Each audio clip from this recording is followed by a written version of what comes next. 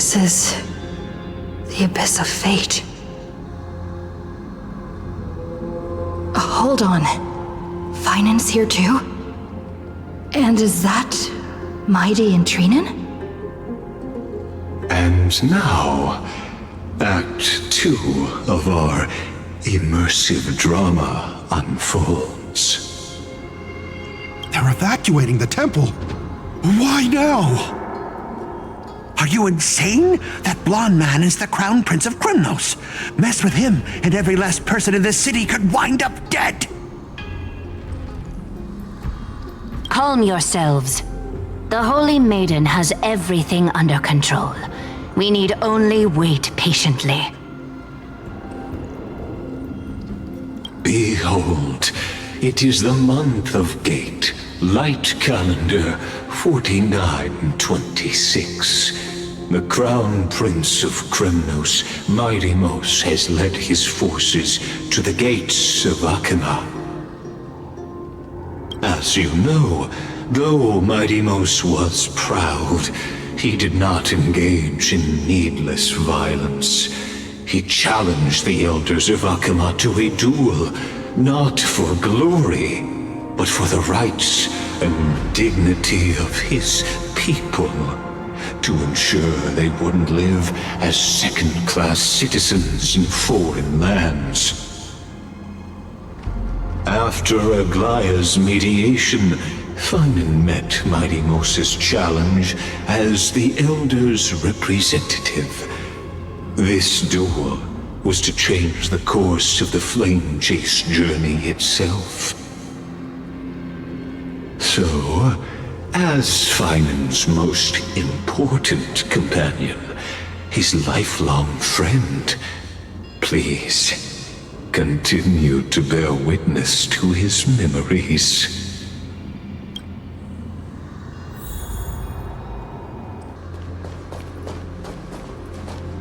Is this your idea of an honorable duel? Bloodshed isn't the way. We and Aggie don't want to see Chrysoceres turn on each other. True warriors know when to sheathe their blades. The impartial Talantan shall oversee this duel. You need only place your offerings upon their scales. Something that has more weight than the fate of the world. Which means only those who understand the world's weight are worthy to carry it. Is this how you plan to test our convictions?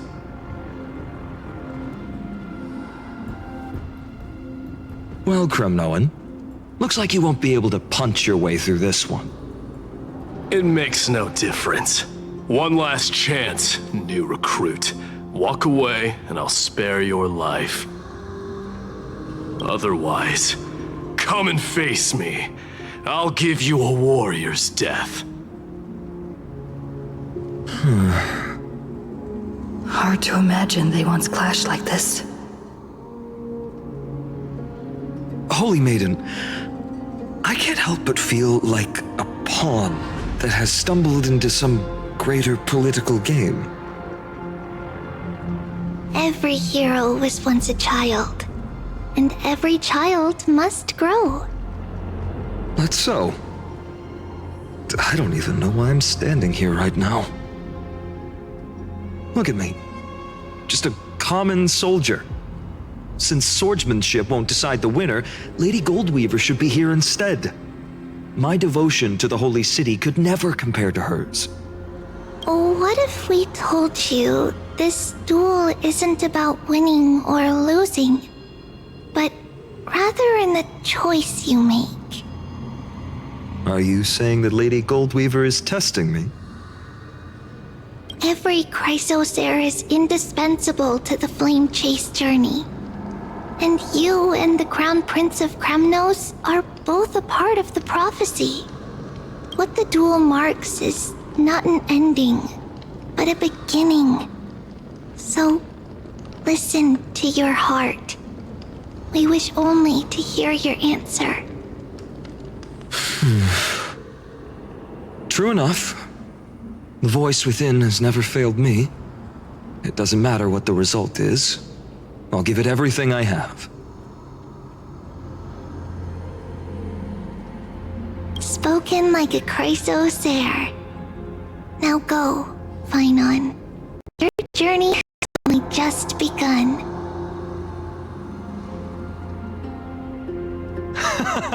That's right, comrade. It's time for us to teach that proud prince a lesson together.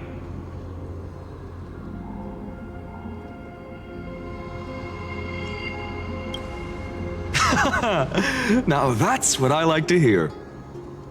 Still, on the topic of the Temple of the Three Fates, here we are, at the Temple of the Time Titan. And I don't even know how Cyrene's studies are progressing. We haven't really had much contact since I set out. Still, I hope she's doing well. Anyway, let's go, comrade. It's not every day you get a chance to see Talantin's scales of justice.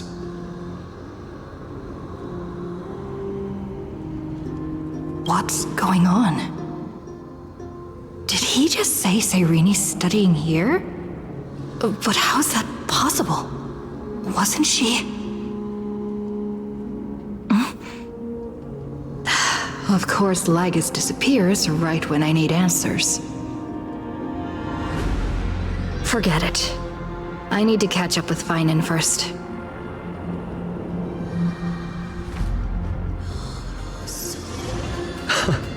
Amazing! Talantin may have fallen, but their scales remain true to their purpose. I hope you still remember your purpose, new recruit. You seem awfully confident, Kremnoan.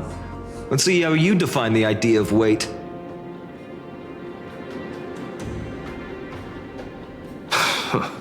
For your information, in Castrum Kremnos, the punishment for profaning a duel with such crooked words is impalement. But as we're in foreign lands, I'll indulge you. The signet of Kremnos, the crown jewel of our people. That's my choice.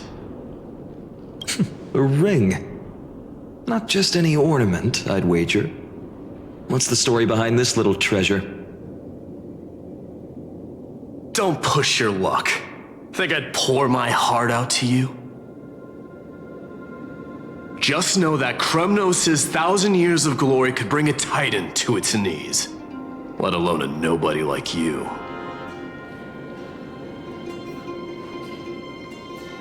So to him, glory and his people outweigh the entire world. And the very destiny that Mighty himself will eventually shoulder.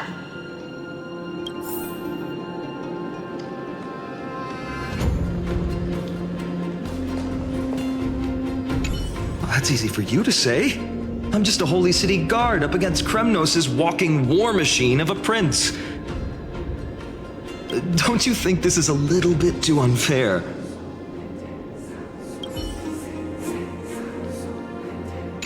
Don't overthink it, Finon. Trust your heart.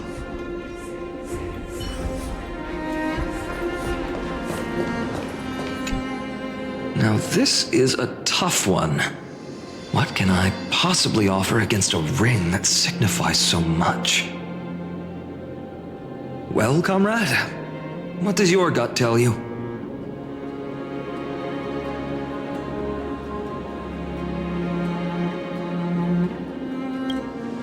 Looks like we really are on the same wavelength.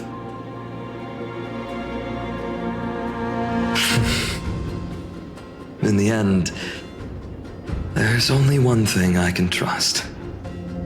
The deliverer that appeared in my life on that day. How ironic.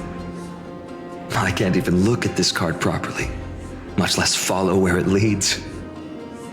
Just thinking about how my village was swallowed by the black tide makes my hands shake.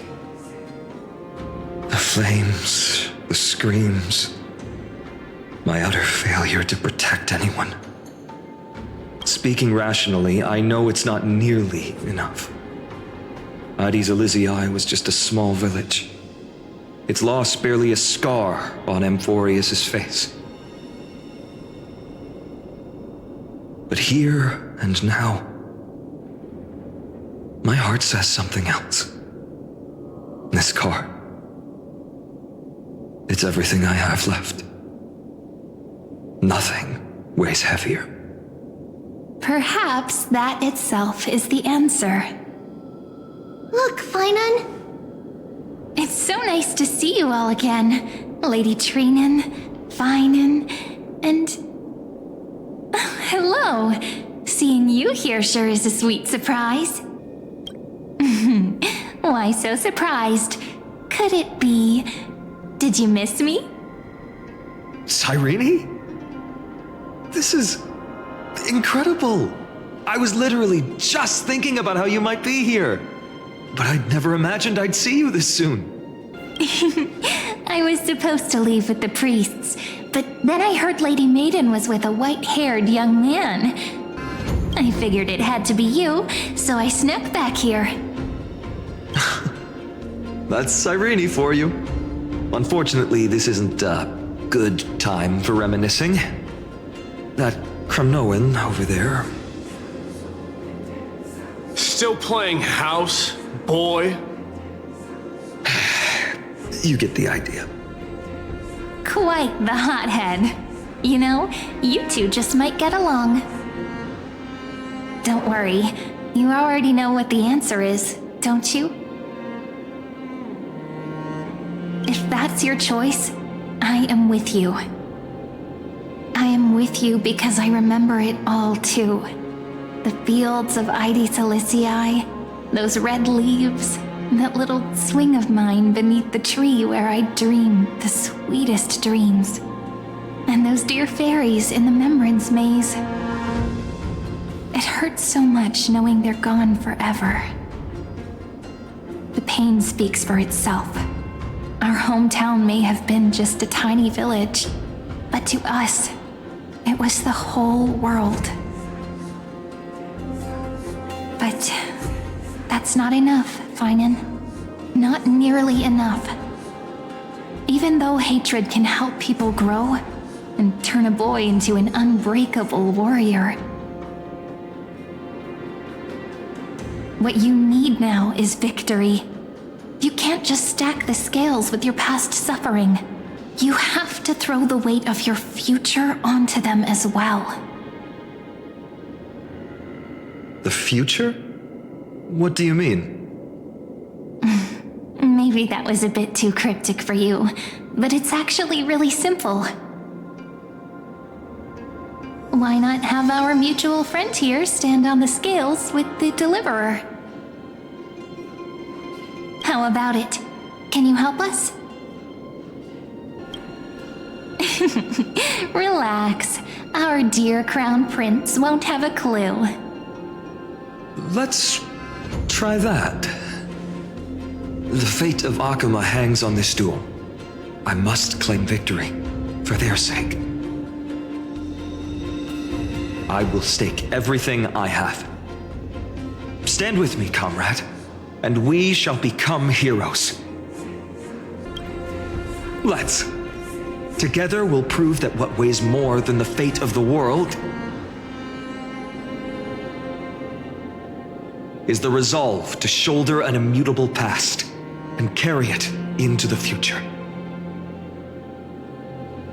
Talantin, the fair, the just, they of unassailable integrity. The challengers have made their choices. In the name of the Holy Maiden of the Three Fates, lower your scales, weigh destiny, and reveal unto us your verdict. Your offering is... a card? Yes, a flimsy little card. That is my choice. Just know that it's called the Deliverer. Interesting. Very well. If you can beat me with this card, And that's what I'll call you from now on. It's a deal. The scales. They're wavering. Talantin is deliberating on the outcome. It appears the convictions of both sides are equally matched.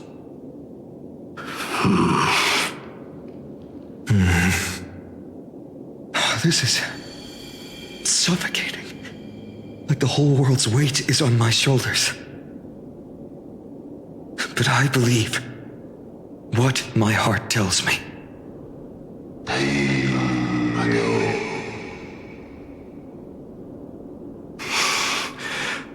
Finally decided?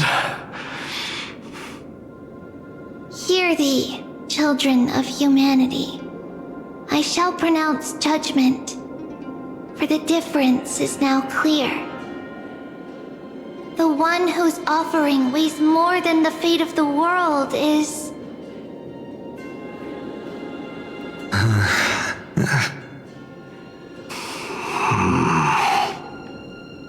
one from Ides Elysiae, the nameless hero.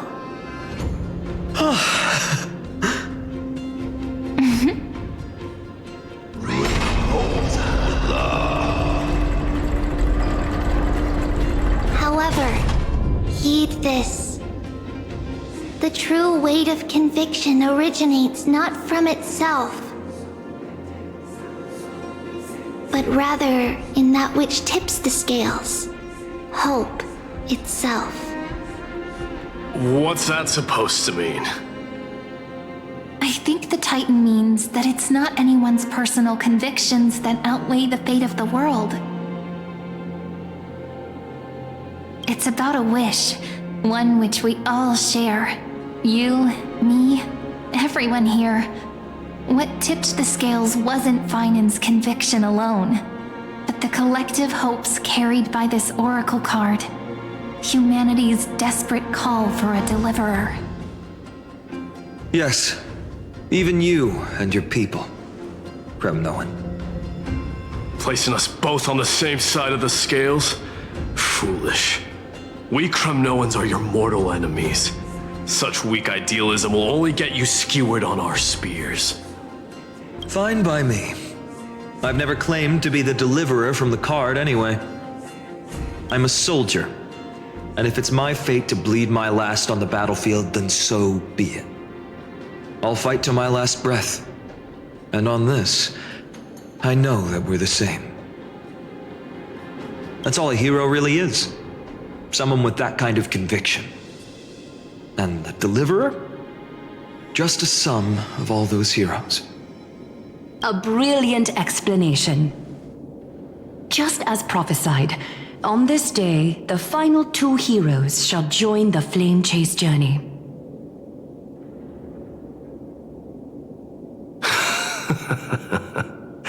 I should have known from the start. They all say Lady Goldweaver is quite brazen, but you're the first to even imagine that prophecies could persuade a Kremnos warrior. Oh, I have 1,000 ways to tame a lion. But this lion didn't come here for bloodshed, did he? The Kremnoans far outmatch Arkhama's forces, yet we haven't lost a single soul. That's no accident, is it? Do you honestly think Kremnoans, renowned for our love of battle, would show mercy? Your forces are equally renowned for their iron discipline. And so, we can only assume that this is on your orders. Perhaps Akama isn't as hidebound as the rumors say. You grasp the true marrow of power more clearly than those elders. Now that the wheels of fate are turning, what finer way to celebrate this fortuitous encounter than a feast? Follow me, brave Outlanders. Heroes of this world are as countless as the stars. And at this moment, we find ourselves gathered here by the light of the flames of the long night. History shall remember this moment. The prophesied Chrysos heirs now stand assembled, heralding a new dawn for Amphorius. You must see now how different this is from the flame-chased journey you traveled.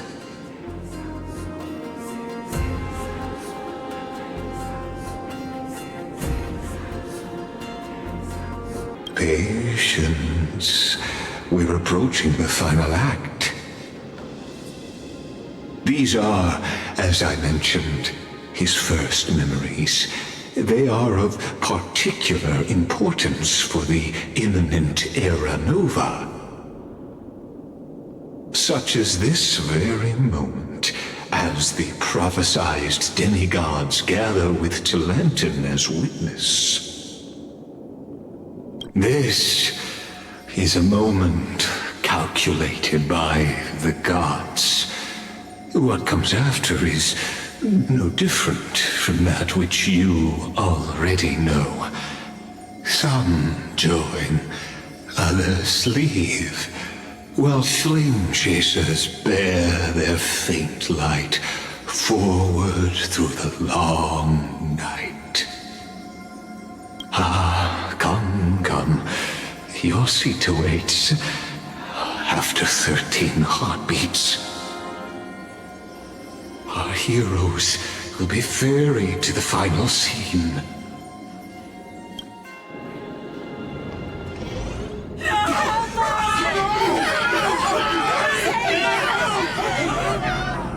They say that the heroes of this world should be as countless as the stars. Yet now, we're the only ones left standing.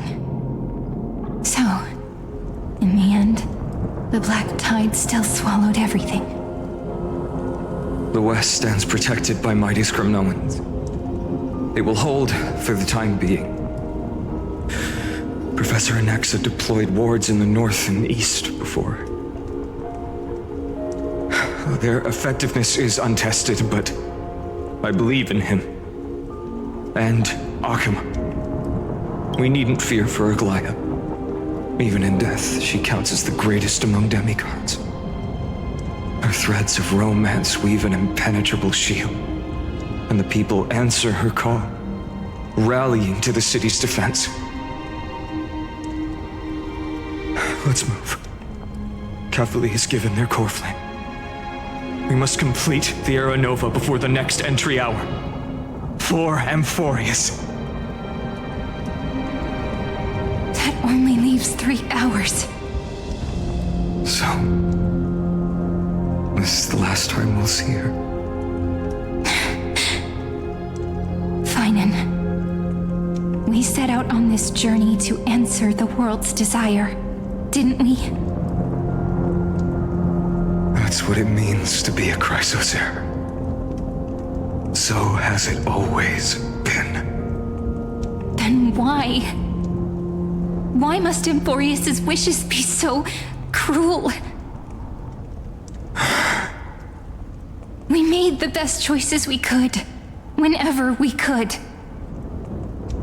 But in the end, the prophecy that led us, this black tide swallowing everything. Why does it look like this?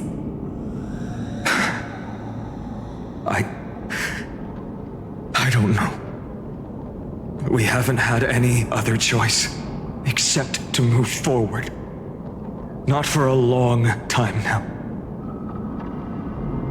Even if we only see the long, long night ahead, I still believe that through it, we'll find the dawn on the other side. Beyond these flames, a new sun will someday rise. So, to the Temple of the Three Fates. You'll take over Time's authority, and we'll return all the core flames to the Vortex. Then put this world's fate to its final rest. After which, we shall all face oblivion, or embark on one final grand journey.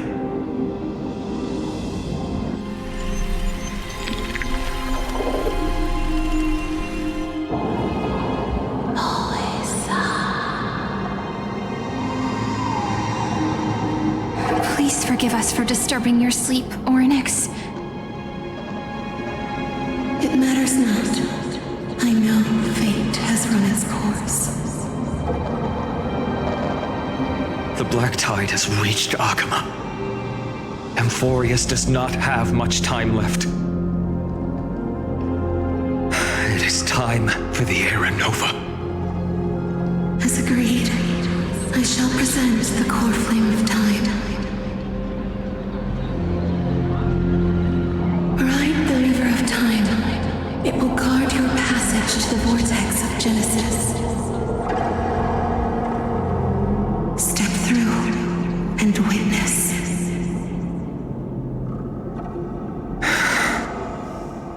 Professor Anaxa proved the truth of Genesis with his sacrifice.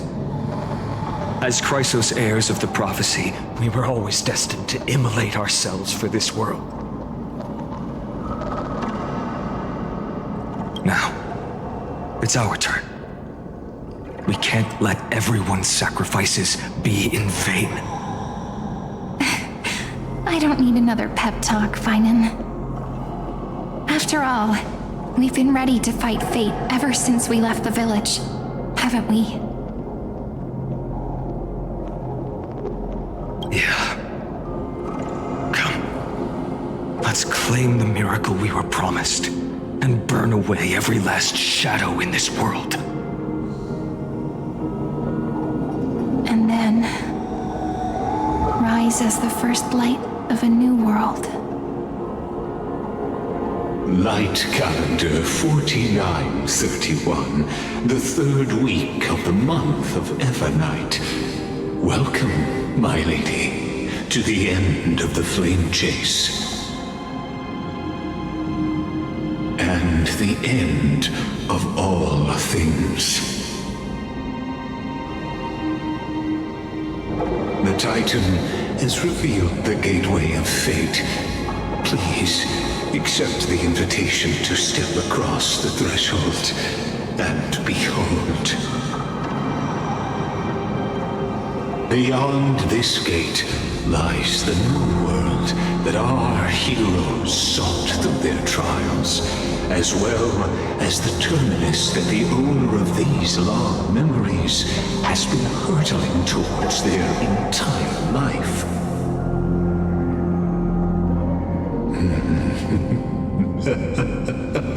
Perhaps you'll find it all too familiar. Then you'll understand how the mortal called Finan shouldered the world's weight.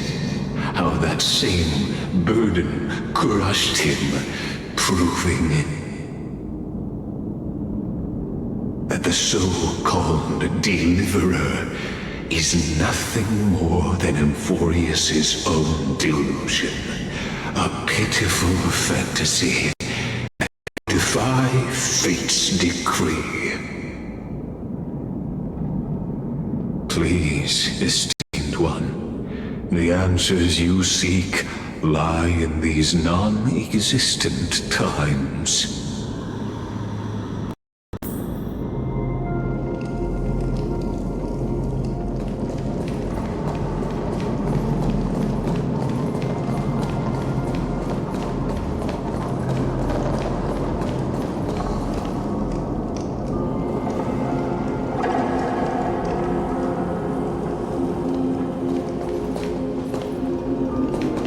The future revealed by the Titan.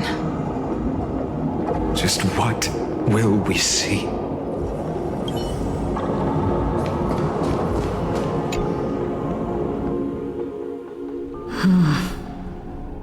The vortex of Genesis. So it is here. But just what is this?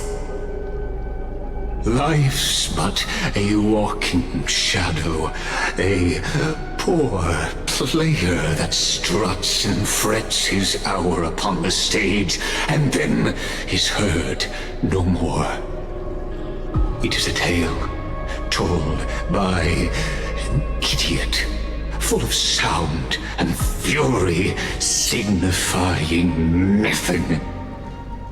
The vortex of Genesis, where the world begins and ends. What stage could be more befitting of our final act? Come, I beseech you onward, buoyed by your surging curiosity. As an unattainable existence that has dwelled within his heart, beyond his reach, you have accompanied him through the march of years uncounted. You naturally have the right to view the river of time in its fullness, and to witness what he welcomed upon his arrival here. Every absurd and tragic ending. Now, if you would. My journey When to the the Aranova Aranova. comes, Oh, deliverer. Scott, Enough talking. Though you walk alone. Go. I wonder if there's only one. Come on, Snowy. Beyond the Make era. the Aranova.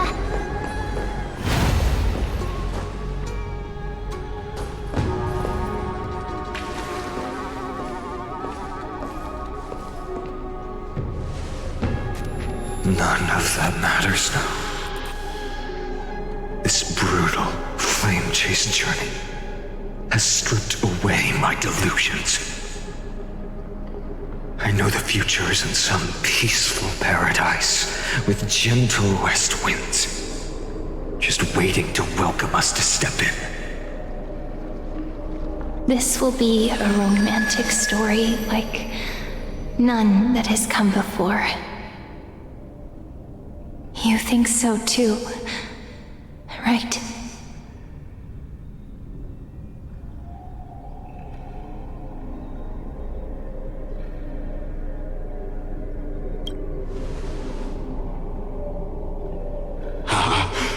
Indeed, in his memories, such a scene replays over and over. Though the details may differ, this remains ever the same. All shall bid farewell to one, and that person alone will witness the miracle. A total of 33,550,335 times.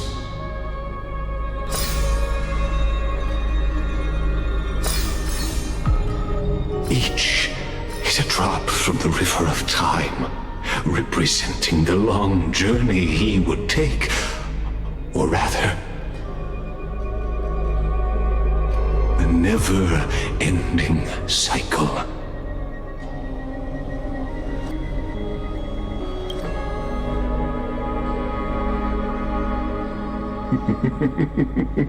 Sharp as ever, I see.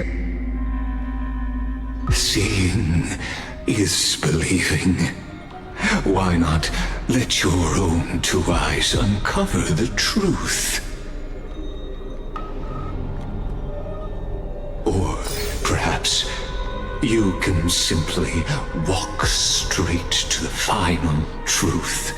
See the true face of the character you play, and witness the ultimate nature of the Chrysos heirs, flame-chased journey, and the cycles of Unforius. Please, take your time. Look around as much as you wish.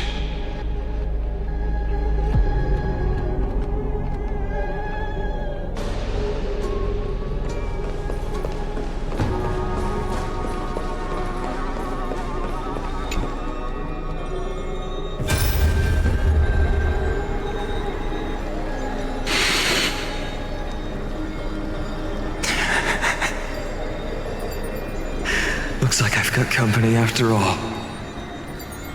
But since you've made it here.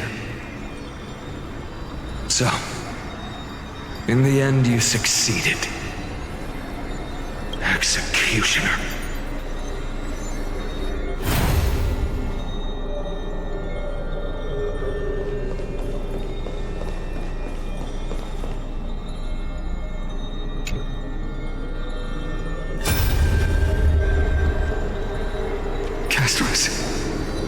Didn't you? Yes. I've become Death's demigod, and shall never again walk the world of the living. What you see is the surging of the river of souls, brought on by the countless dead feeding it in these dark times. They cry out. Though dead, they'll converge into a torrent and guard the vortex to see the Era Nova fulfilled.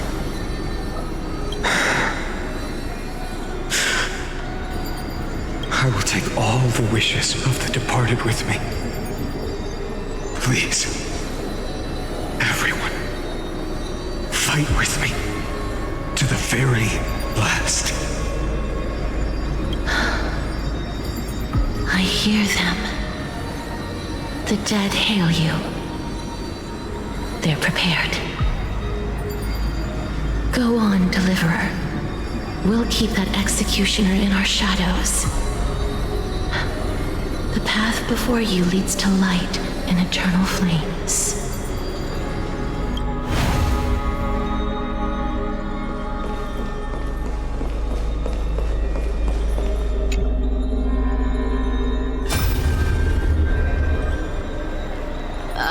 There's water everywhere.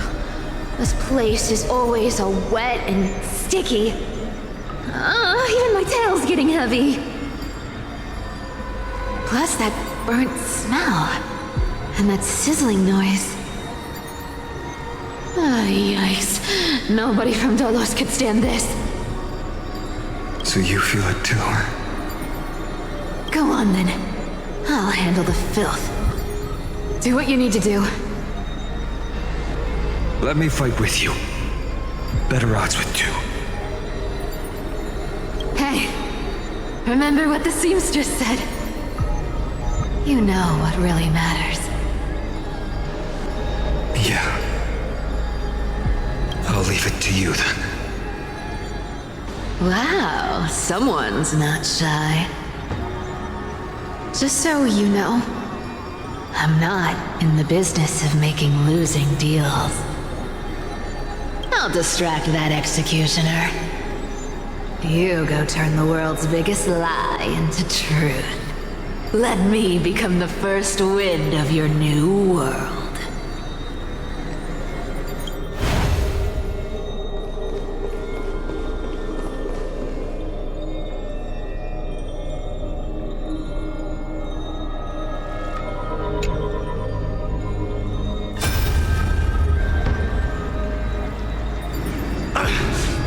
Shut up and get out of here! Are you crazy, Mighty? Immortal or not, even if you're the demigod of strife. Oh, I'm still no match for them. No, I know you can. I just wanted to request that you witness the Era Nova with me. Together, let's prove that we're enough to transcend the prophesized fate. Could it be that now, at the critical juncture, our mighty deliverer is chickening out, scared of a stupid prophecy? I'll transcend the prophesized fate. All right. But I've got a better way. As the son of Gorgo, I'll prove myself with one last grand victory. Just like when I ripped out the old king's heart. Go. Leave this to me. If the black tide creatures block out the sun, then we Kremnoans will fight in the shade. And when I'm done with that executioner, we'll raise our cups where the west winds end.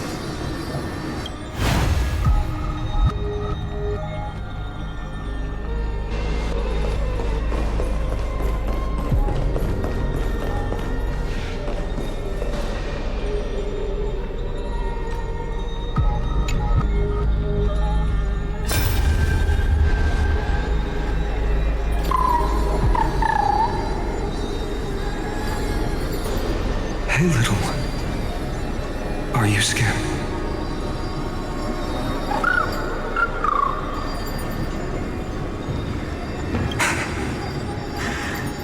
As brave as heights. Stay close, little Ika.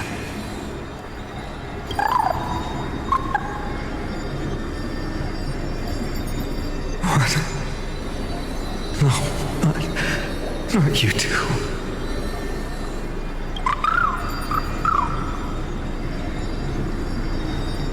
I see. I won't squander your kindness, your hopes. So please, keep this bit of sky standing for me.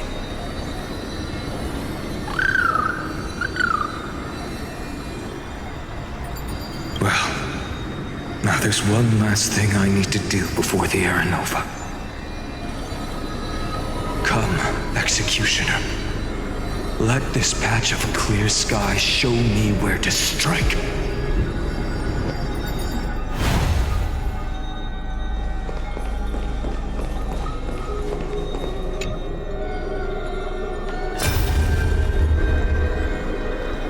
All shall bid farewell to one, and that person alone will witness the miracle. Such is the will of fate. So even the future revealed by the Titans may not come to pass. The Aranova. This unrivaled masterpiece. I have no regrets now that I may entrust it to my most trusted apprentice. Are you saying? Fate is ever unassailable. The golden threads tell me the black tide rushes toward the vortex, ready to swallow this place. I must weave the last of my humanity into a net to hold back the deluge. I shall have my final bath in warm and radiant gold. Now, the hour of fulfillment has come. Forgive me. I must snip away every risk to weave the strongest future for the new world. There is nothing more to say. We part here. I shall personally dispatch that wretched executioner, not with threads of gold, but with the steel tip of a needle.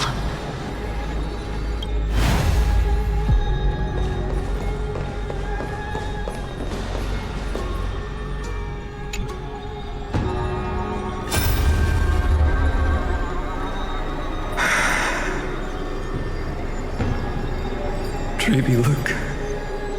We made it to the vortex. That prophesied future. The flower fields where the west wind ends. Aranova. We're so close now.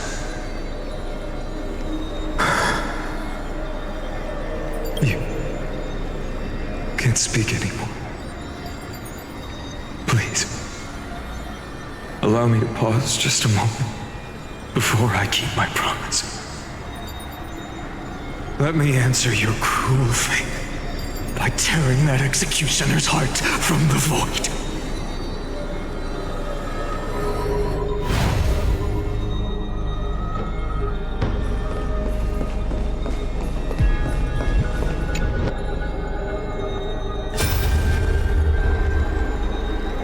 The vortex of Genesis.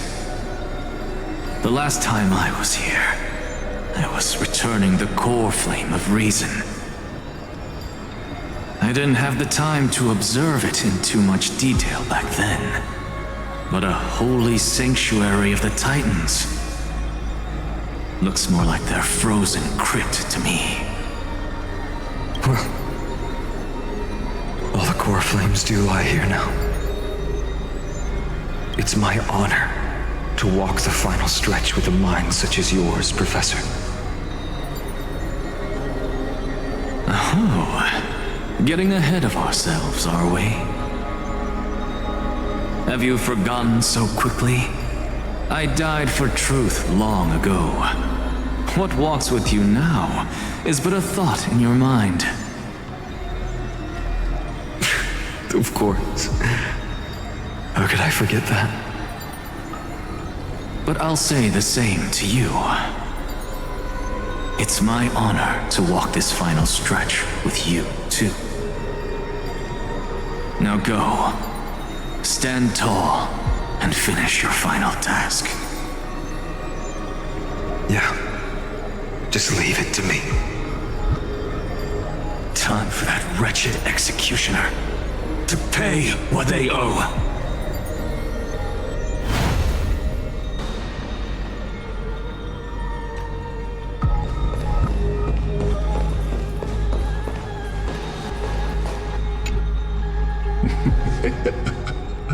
You really think you're prepared? Allow me to give you a warning, most earnest. Once you see what these memories hide, the world's course will be forever irreversible.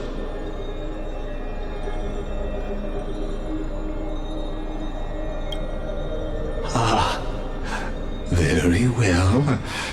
As you have made up your mind, let us bear witness together.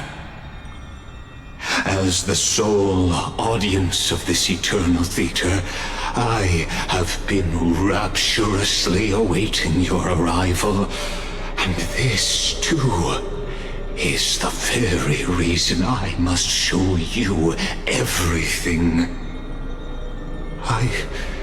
I believe that since you've bathed in that eon's gaze, you can make Amphorius' frozen fate flow once again.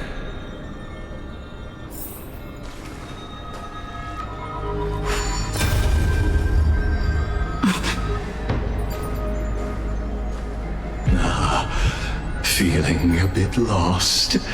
As you now see, this scene marks the final act of the drama Amphorius. The final eternal recurrence created by this man's hand, and the last one this world shall undergo. Behold, at the swordsman's side stands one he has sometimes called companion, other times comrade, that nameless hero absent from the annals of history. She is the swordsman's ideal in his youth, the deliverer that guided him resolutely onward through fantasy. And now, in the name of the Nameless, she has become an essential and inseparable part of the epic of Amphorius. And this time, under her guidance, what choice shall the hero make? Whither shall the fate of the world flow? And what is the ultimate truth of the nature of Amphorius? There are many mysteries yet to be unwound, but if I may, allow me to temporarily yield the stage to one far more fitting. Please put your hands together and give a rousing round of applause for they who will reveal the answers and bring about the final end of the 33,550,336th flame chase journey. The master of the countless memories we saw. The other important actor now stepping into the vortex. They who have already burnt their own self to cinder. The Flame Reaver.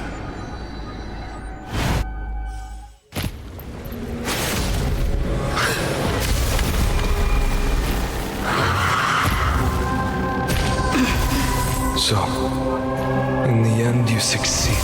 Executioner. With my flesh as kindling, light the first dawn of the new world. The time has come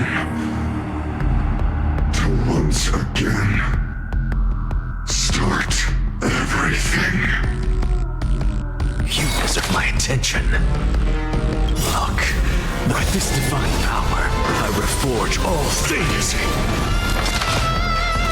Insanity to the soul. Let's play. Can you find the answer?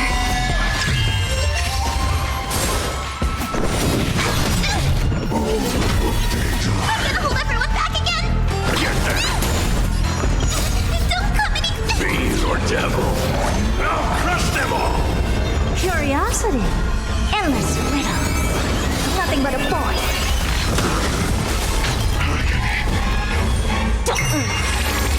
I don't have time for games. Open sesame.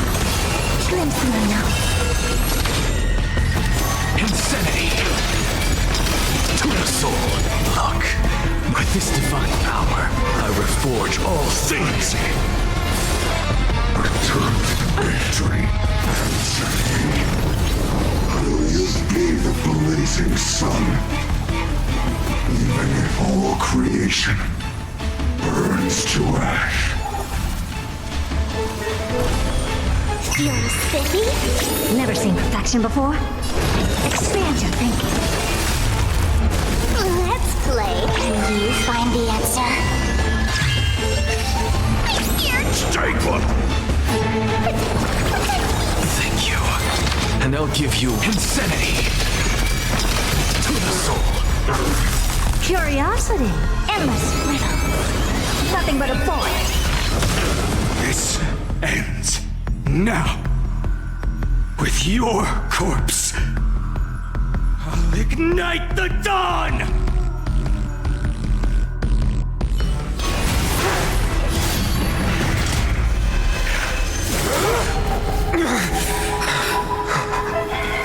How is this possible?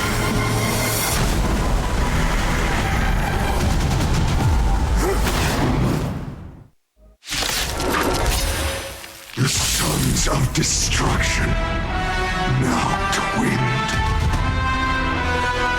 You then set your blood ablaze, your fury. Maybe you look. The show has begun. With this divine power, I extract the world's purity to reforge all things. Straight to the soul. Sink into insanity. Score.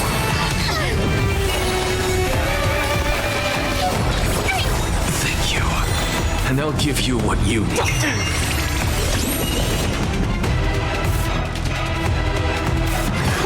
What's the matter? Insanity to the soul. Look, with this divine power, I reforge all things. Get them! I'll go easy. Fiend or devil, I'll crush them all! I don't have time for that. Let's play. Can you find the answer?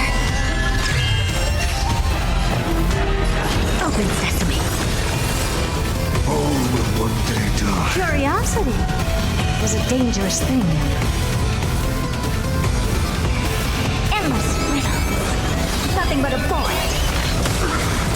My fury, suffering, is eternal. Expand your thinking. Watch it grow. Impressive. Almost.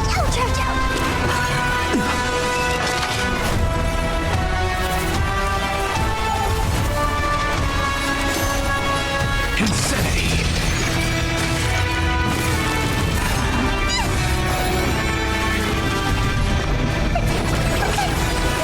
Let's play for a while. This is what spiffy.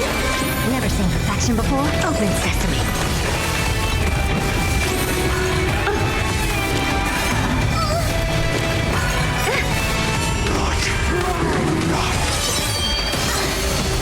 This form shall fuel the fire. Burn. Burn unceasing. Look, with this divine power, I reforge all things.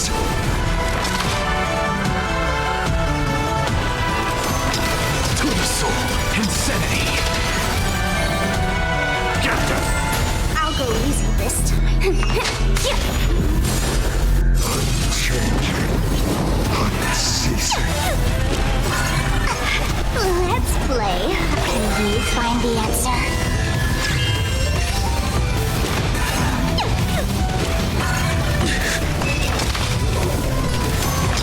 To the soul.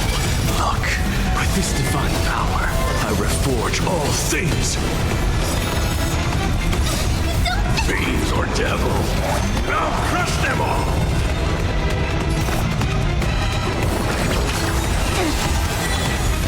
There's another. What's the matter? Insanity. To the soul. Let the fires of fury devour me.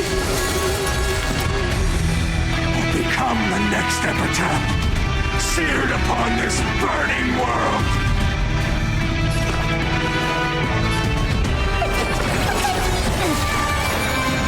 There's another. Can you find the answer? Insanity. To the soul. Look, with this divine power, I reforge all things. Thank you. And I'll give insanity to the soul. One person we witness the miracle. Such is the will of fate. That person can only be you.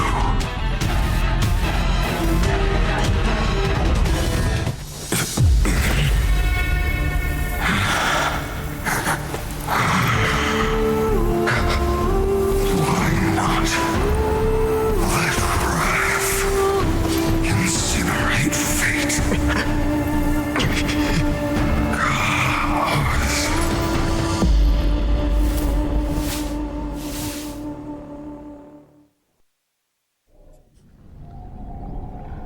At last, Amphorius's fate has begun to shift. Just as I foretold, your arrival will change everything. After all, you've also been bathed in that Eon's gaze, which can awaken the long-dormant instinct inside a man. Much like that scepter we spoke of earlier, it was only under the same Eon's glance that it was reborn. That's right. If you recall, I mentioned it at the very start of our play. The celestial body neuron, once belonging to the erudition abandoned by the Eon. Now, allow me to reveal the final piece of the puzzle for you. The eternal land, known as Emphorius, is nothing more than the scepter's endless, lonely extrapolation. A bottomless well of fury, aimed at the god who cast it aside.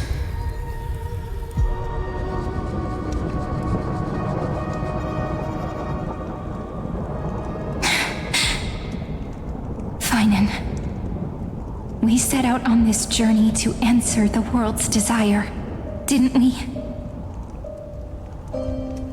That's what it means to be a Chrysocer. So has it always been. Then why? Why must Emphorius' wishes be so cruel?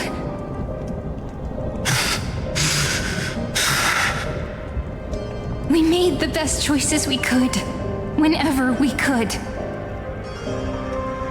But in the end, the prophecy that led us, this black tide swallowing everything. Why does it look like this? You see it too. Those burn marks. The flickering cubes. They're not a tide at all. They're more like a shattered teleslate. Standing here, the voices of Titans have never been clearer. Turns out, they were coming from the black tide all along.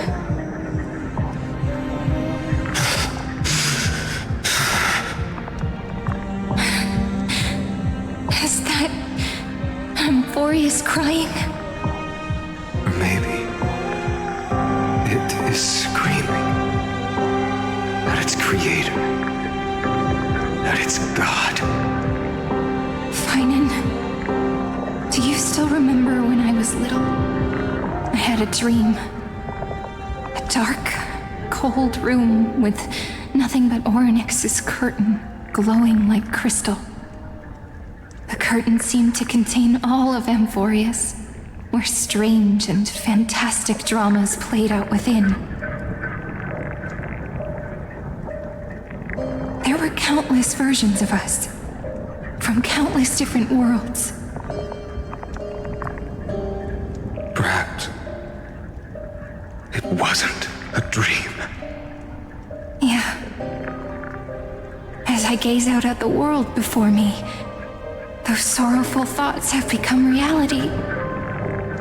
So, this is the reason the sky was sealed. Emphorius is merely a larger ID Silicii.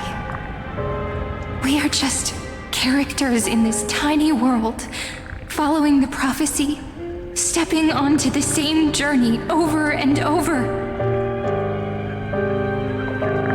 What then is this so-called Era Nova? And what are the spectators watching all of this truly hoping for?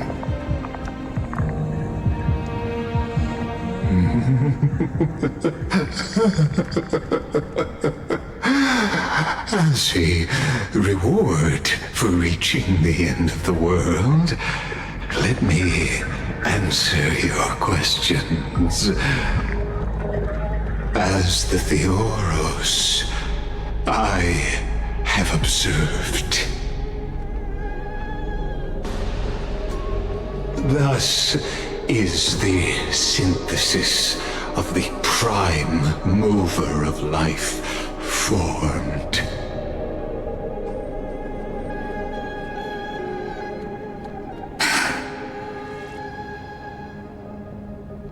This is a moment the universe will remember.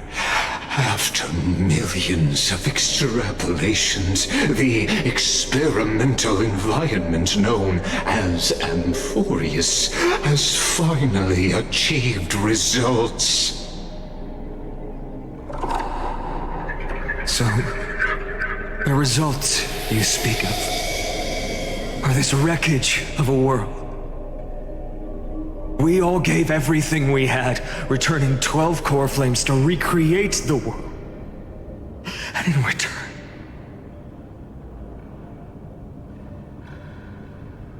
become nothing more than sacrificial offerings at the end of everything?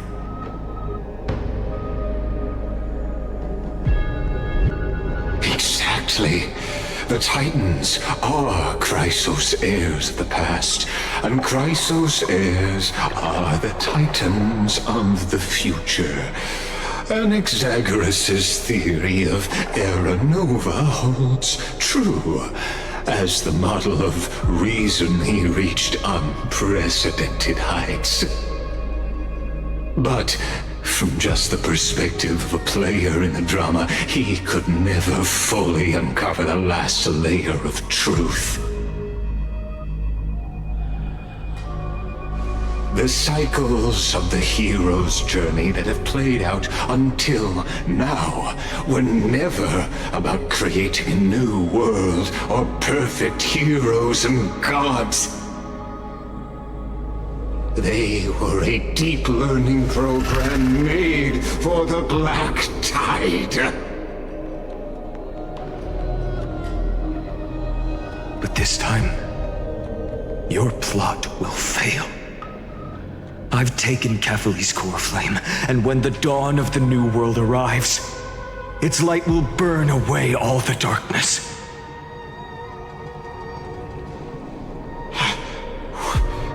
Haven't I made myself clear? The Chrysos heirs and Titans were merely byproducts of the experiment. You've seen this world's evolution, witnessed the birth and growth of the Black Tide, and how it devoured everything. Every generation of heroes, gods, and worlds was born only to be destroyed by it. This is the endpoint of Amphorius' calculations.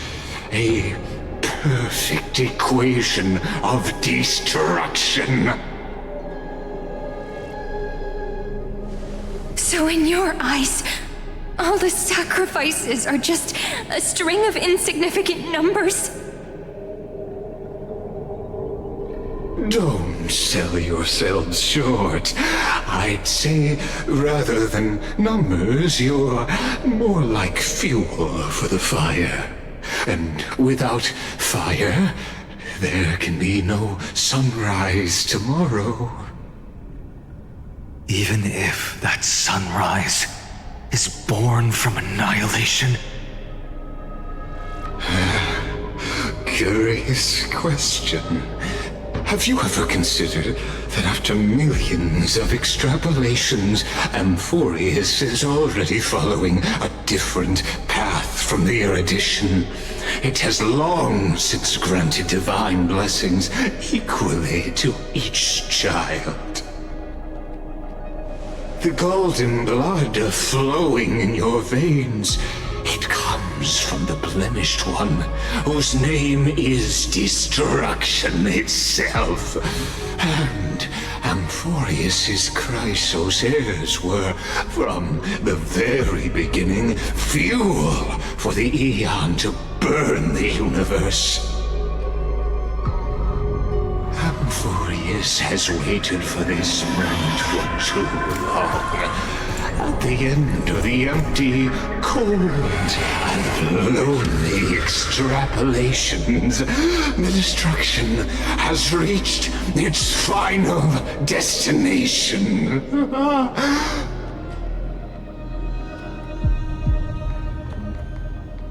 Nikos 496. Philia 093. No need to feel regret. This generation of Chrysos heirs is the most outstanding model, and you two are the final factors. For you, the Era Nova is no lie. Just step forward, embrace the Black Tide, and accept the Aeon's gaze. You will come to life from a string of cold numbers. Along with all those who have passed, you will run toward the real universe, fulfilling Amphorius's long-held wish. In the name of the Lord Ravager Iron Tomb, unleash its fury and destroy the source of all this tragedy.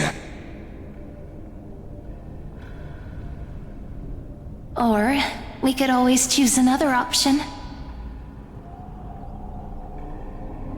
Like you said, Amphorius is just an experiment, and we're the participants. We can only walk along the predetermined path toward the ending, under the watchful eyes of the stars.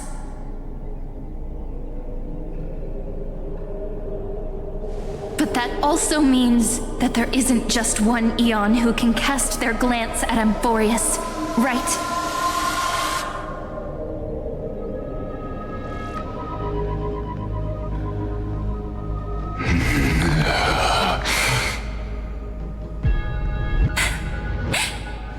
Is this question really that hard to answer? Or did I guess it right? And in reality, this world has already been under the watch of other eons.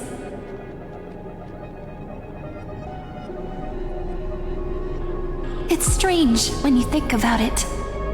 If you just stayed back, watching us complete the ritual and get consumed by the black tide, your goal would naturally be achieved.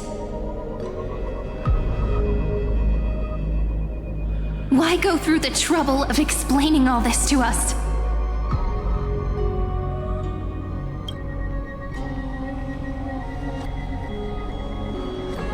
You're pretending, revealing the so-called truth just to deceive us, covering up another possibility. Destruction is not the only outcome for the fate of Amphorius.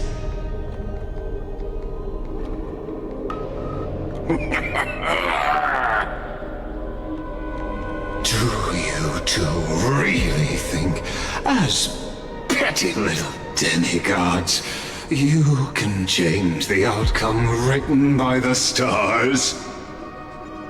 What makes you think you're capable of doing that?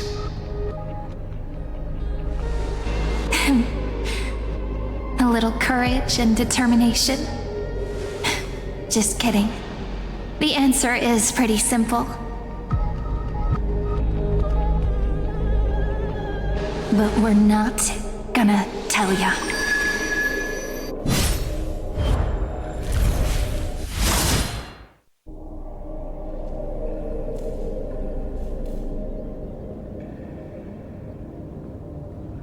We're going to weave a long dream for Amphorius, making it believe the experiment hasn't ended, that everything is still ongoing.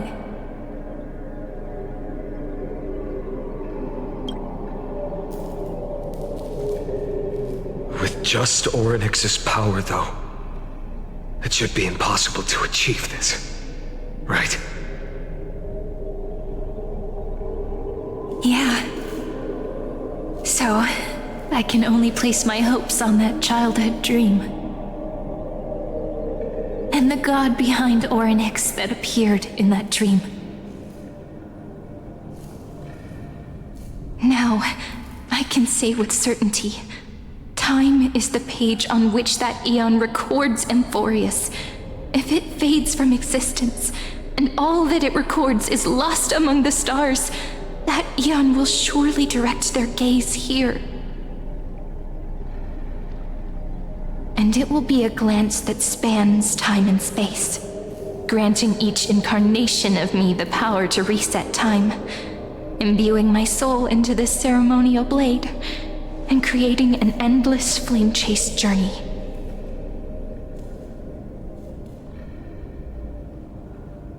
I understand. Then let me step into the cycles and continue Amphorius's grand design. to deceive the gods, deceive the world itself. But to make time vanish from this world, that would mean you.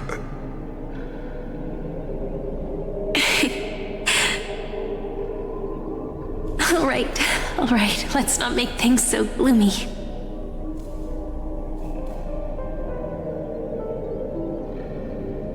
What we're about to embark on is the true hero's journey, so...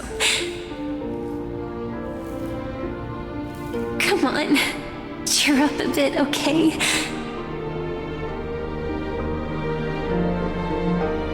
In that memory, you will definitely meet me again.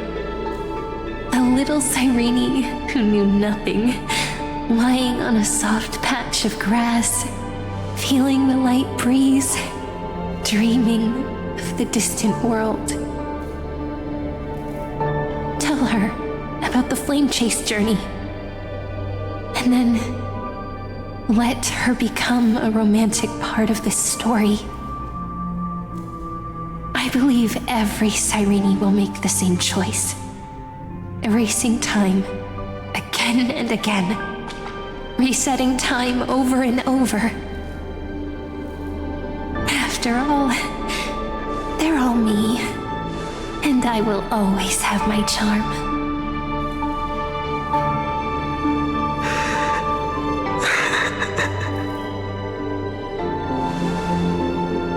Then, I'll fall into a sweet dream, disappearing in some small corner of the world. Quietly, waiting for the day when that next page is turned.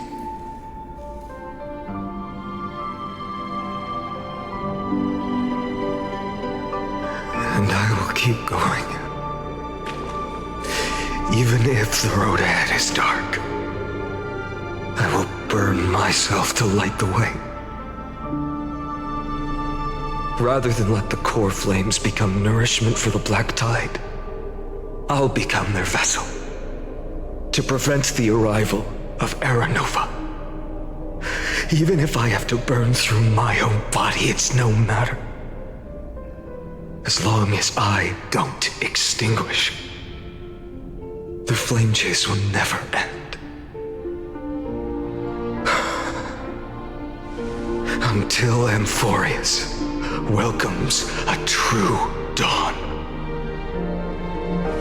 The girl who watches over time, and the warrior who carries the world. Now, let us fulfill the duties of time and world-bearing. Honor the past and forge ahead.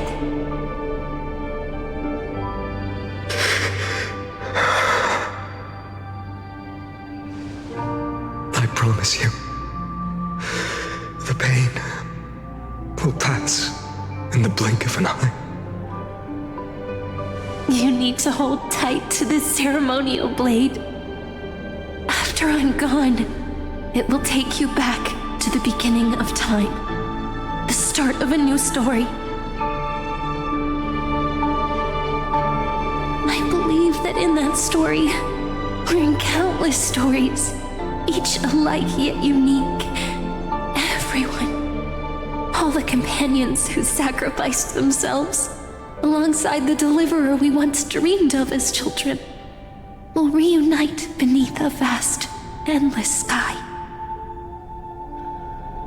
If we can never break free from this prison, I will stand my ground until the day someone shatters this endless cycle and writes the final chapter of Amphorius' fate.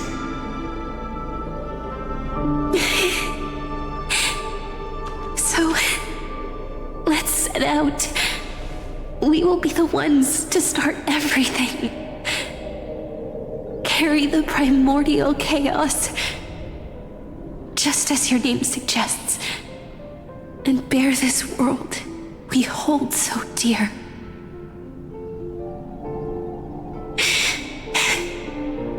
So long, Kaslana. as the theros I have observed, instruction synthesis is formed.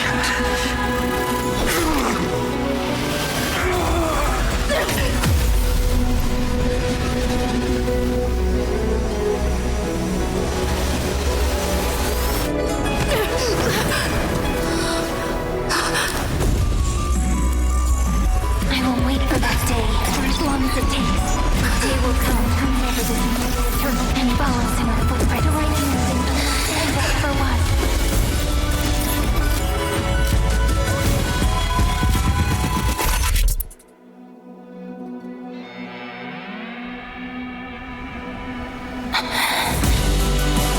That will be a romantic story like none that has come before. You think so too, right?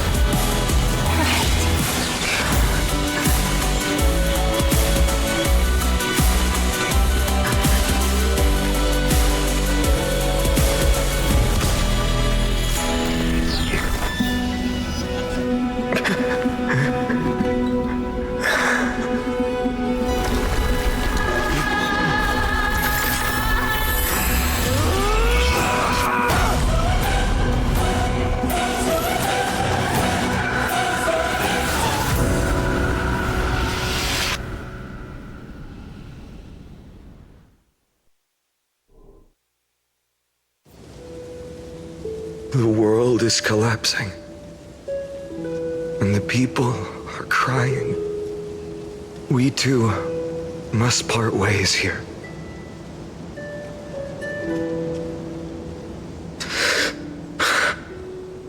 Friend. Ides Elysiae, the little village of my childhood. The gentle breeze and the sound of waves still linger. Everything is as it was. It feels good to take one last look. You know, this is just a corner of the memory. The real Ides Elysiae. I know. I'm here to say goodbye. We might not see each other again. You can stay here forever. And time will stand still for you. Let it flow. It's time for me to go. Even if it's a path with no turning back. When have we ever had the luxury of turning back? Are you afraid? After learning the truth of your origins? Will you see the motivation I gave you as the manipulating whispers of destruction?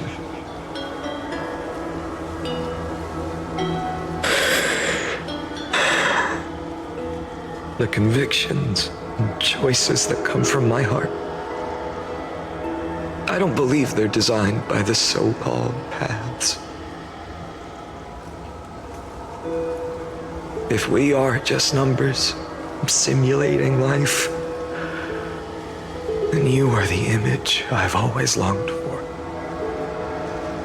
The person I wish to become. A real, living person. A true hero. Then why do we part here? You can take me with you, and we can start this journey together. I'll be by your side, guiding you, just like before. No. I'm afraid I'm on my own this time. Why? Because there is no perfect solution in this world. Cyrene has already embraced her fate. And I will embrace my origin. Destruction. And with this power, I will rebel against its creator, bringing endless fury to the darkness sweeping the world. If you stay by my side, I'll hesitate. But this world can't afford a soldier who wavers.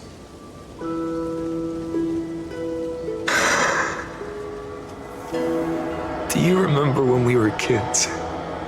Everyone would get so excited drawing cards like ruler or warrior, but throw fits over devil or drunkard and demand a redo. Kids always get to change their minds. Things are so happy and simple for them. But when it comes to the fate of adults, there's no room for redos. Then go, Kislana, as you promised. Deceive the world, seize the core flames, and rewrite your fate. Burn yourself up with all your might, wield your futility like a sword, and fight against the gods. In the name of world-bearing, I promise you, Kefali will never forget this.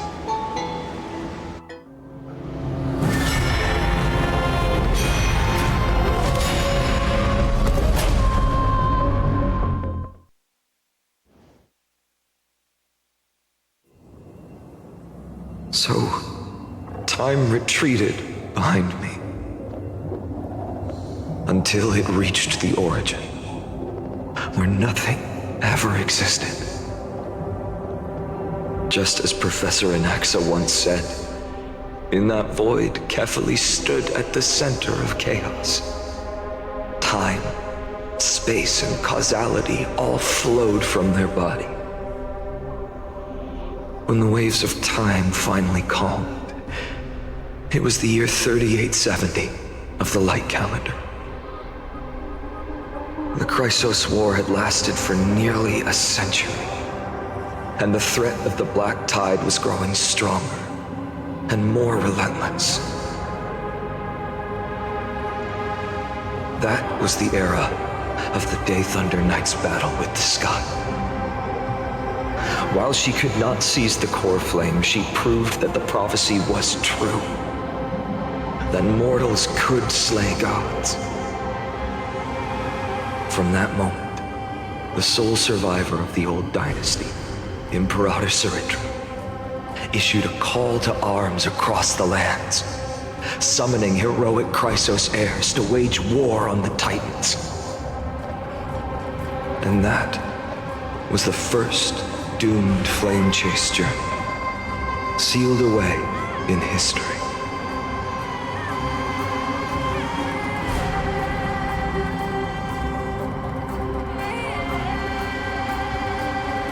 So what you're saying is, you've traveled back down the River of Time, finally reaching this untouched seabed just to tell us the flame chase journey and even all of Amphorius are nothing but illusions in an eon's dreams?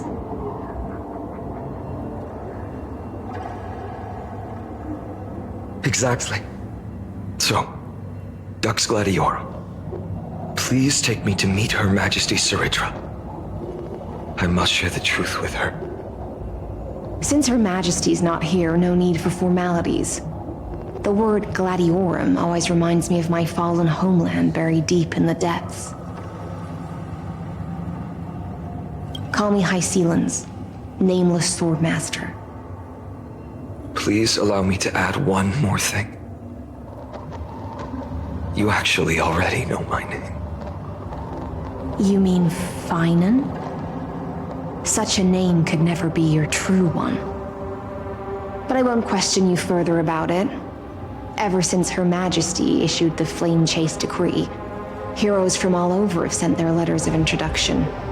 What's the harm in adding one more name like Finan or Pinan? Besides, the deep sea is dark. Isn't it the perfect place to hide secrets best left unseen?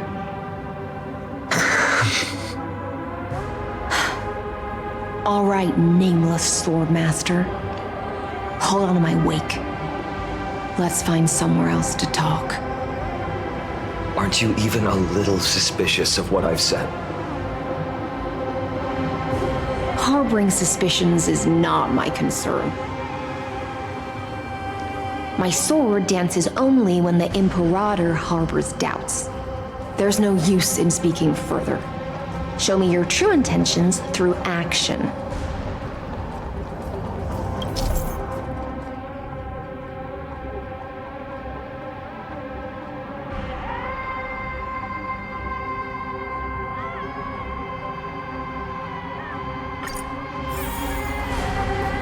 Perhaps you should demonstrate your skills and calm the raging black tide for us. Light up the dawn.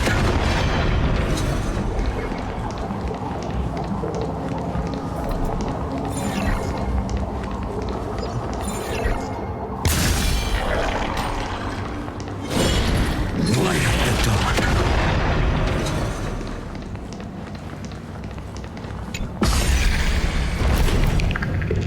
Oh. Nice moves.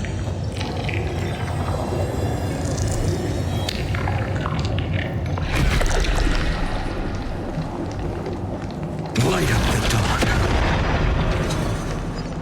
We just washed it away and here it comes again. The black tide is really no joke.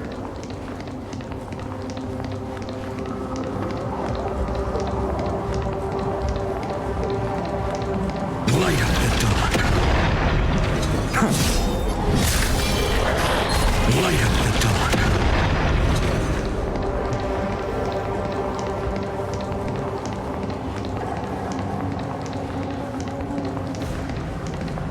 The waters end here. The one you seek is beyond this point. At last, I can meet with Her Majesty Saridra herself. Are there any formalities I need to observe? Don't kneel, don't do the hand-kissing or foot-kissing gestures of the old dynasty, and most of all, don't bow. The Imperator despises such rituals, especially when the heads of those taller than her bend beneath her crown.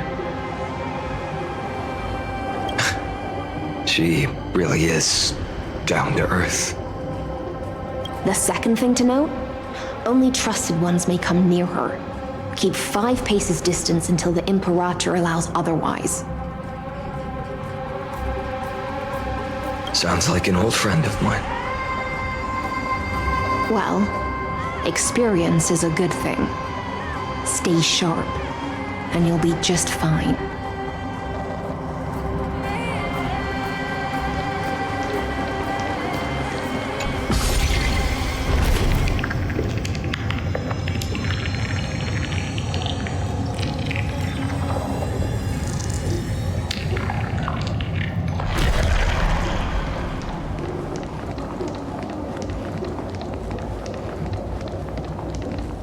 Dux Goldweaver, little hostage.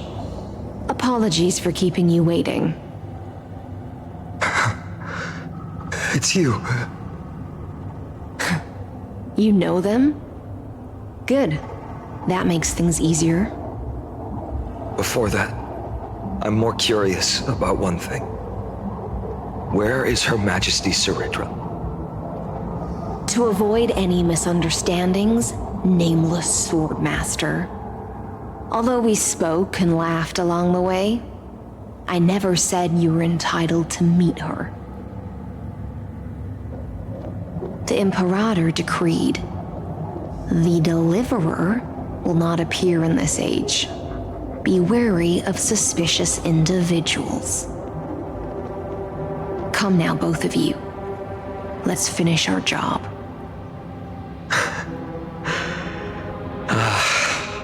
I see. It's a trap. I had no intention of fighting. So remember this, Lady Hysealant. If my sword shows any hesitation, don't thank me. Thank them instead. No, you misunderstand. We don't want to see Chrysoceres hurt each other. Just give us some time to ask you a few questions. Then Nestia's golden threads will judge you and decide your fate. As you wish. White-haired swordmaster? If what you say is true, then you must know the fate of the world. So, how much do you know about what we read from the prophecy?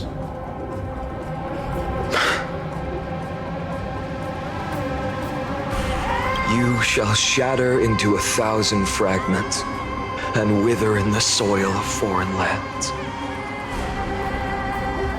Is that correct, Lady Treby?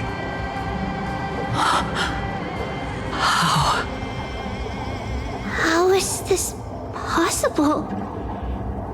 He got it right? Yes, but the prophecy never mentioned he'd appear here. At least, not in this era. You must listen to me, Aglaya, Treby. The Finan of this world has not yet been born.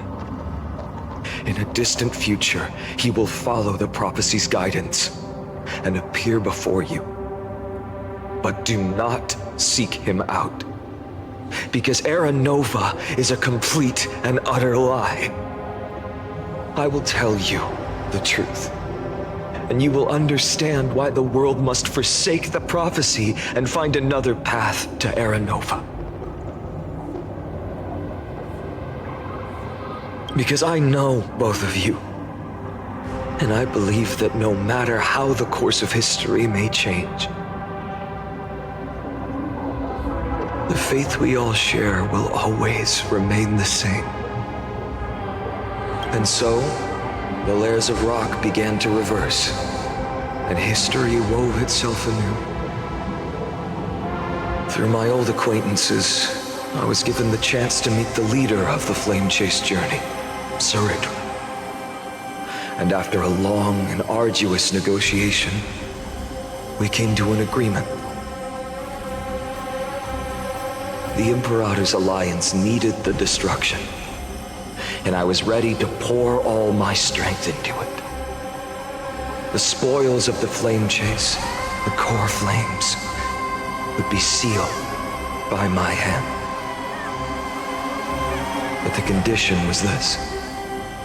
In the upcoming battle, in our conquest of the Earth, I had to prove that my power could transcend fate. In the original history, there was a brutal war. At the end, the Titankin of Georios, Terravox, killed the rampaging Titan and took the core flame that supported the Earth. But this time, Amphorius encountered a turning point in its fate. Neither side suffered any losses. When I severed the Titan's head and raised the core flame high, the crowd gathered around the scorched remains of the god, roaring with joy, cheering for the hero of the destruction, who had ignited the faint spark of life for the first time.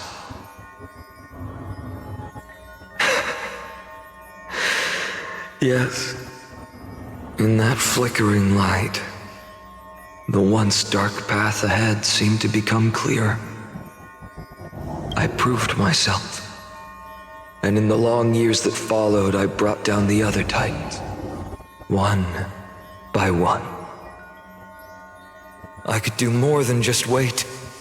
When time resets, the chance to change the world also emerges from the lines of history. Until finally, the brutal future revealed by Era Nova is reversed. But tell me, if that's truly the case, why are we doomed to the same outcome?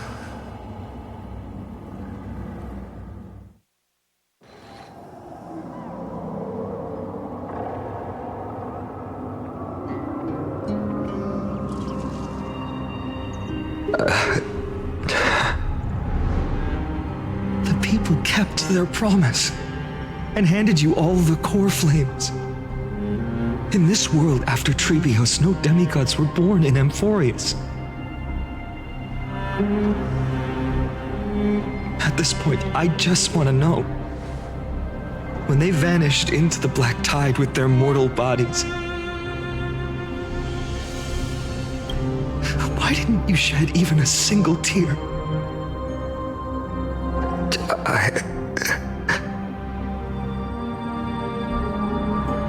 Your indifference chills me. To you, were they just a bunch of insignificant footnotes?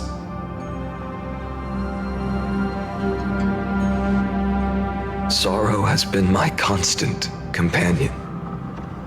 In fact, with 12 core flames upon me, the fire in my heart has never been more violent.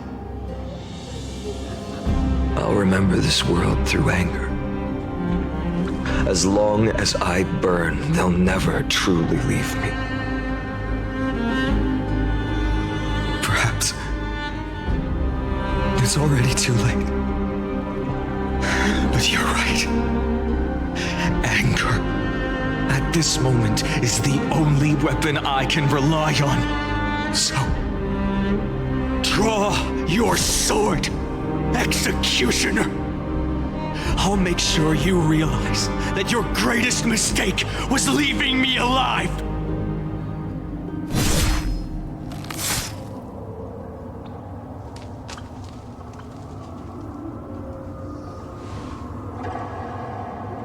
After that, he raised his sword and attacked.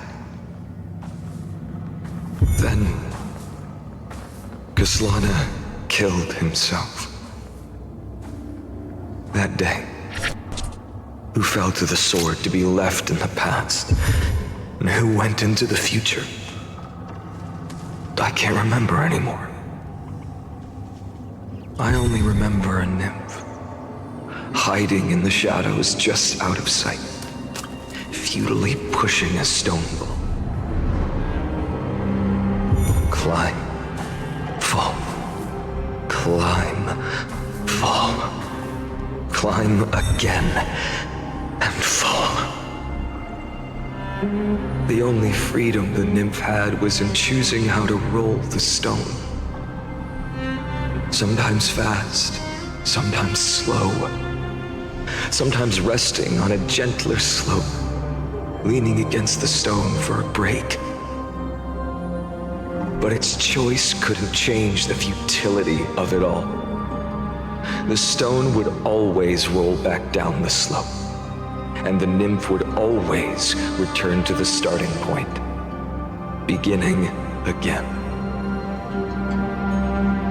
After that, every time I reached this point in the cycle, the burning sky would cast a shadow over its path.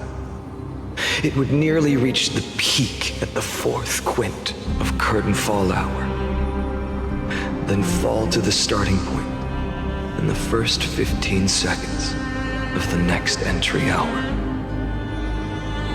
And my efforts in this cycle would dissolve into nothing at the same time.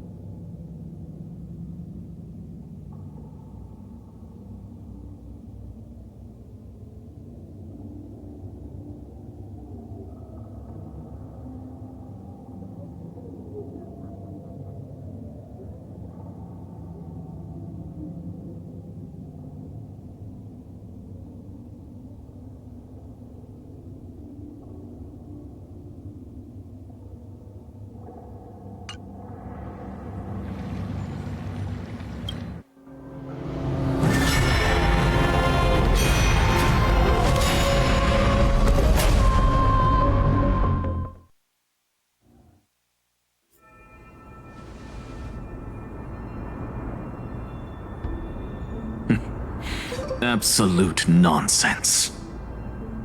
I thought cycles was the answer you were looking for. No.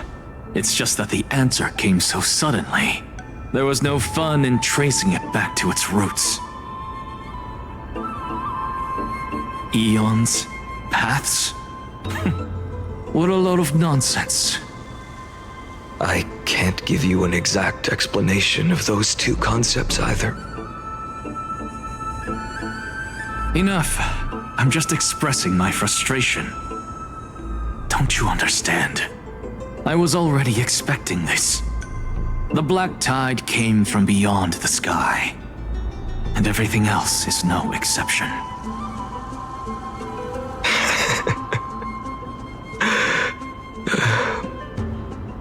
Fate is a strange thing. No matter how the details of history change, the Anaxa I know always remains as harsh as ever. If the other Anaxagoras actually worshipped the gods, I'd make sure to find a way to break the cycles and crush them in their cradles.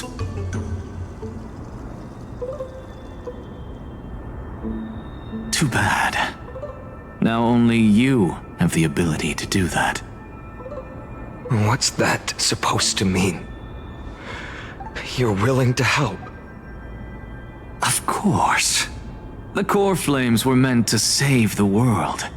And in my opinion, the noble titans have no reason to refuse. Besides, according to you, before stepping into these endless cycles, you were my pupil.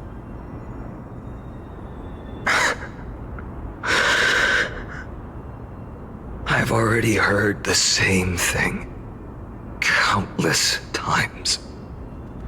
Enough chit-chat. Let's go. If we run into any other scholars, leave them to me. We've all made preparations for total annihilation. Never thought someone would step in to help. Light up the dawn.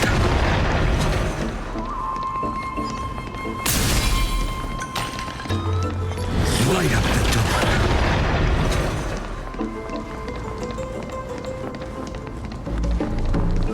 Light up the dawn. You've been to the Luminary Throne before, haven't you? If you're talking about in past cycles. You were already much luckier than the other students.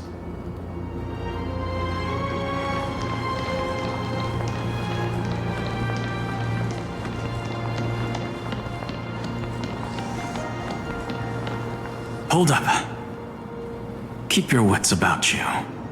Someone's watching us.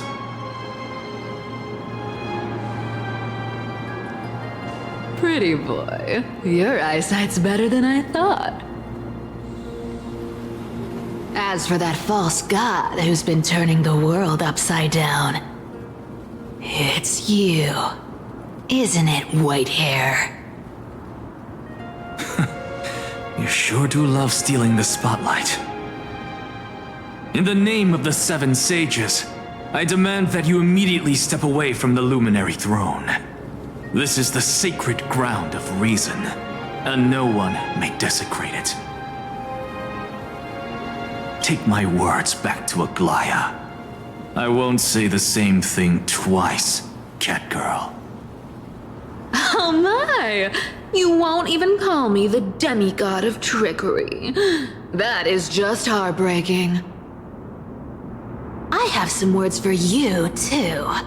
First, as one of the most heretical blasphemers in the world, you have no right to lecture me. Second, this is none of your business, Grove Boy. Step aside. I don't want anyone getting hurt.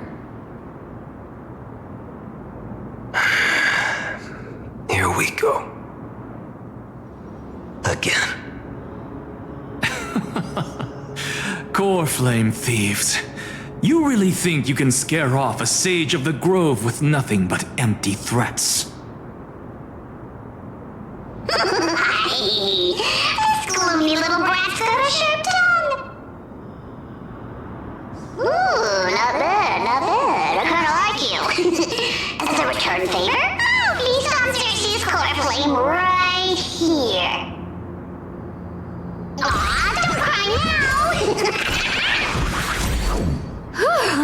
That was close.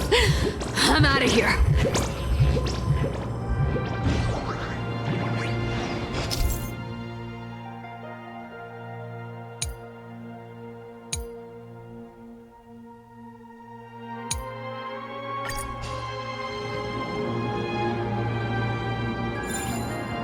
They're exactly like all the past ones I've known. Cunning. And yet so naive. Sounds like you have a plan? Of course. When I first set out on the flame chase journey, Lady Treby never managed to teach me Orynyx's miracle. But along the way, I learned a thing or two.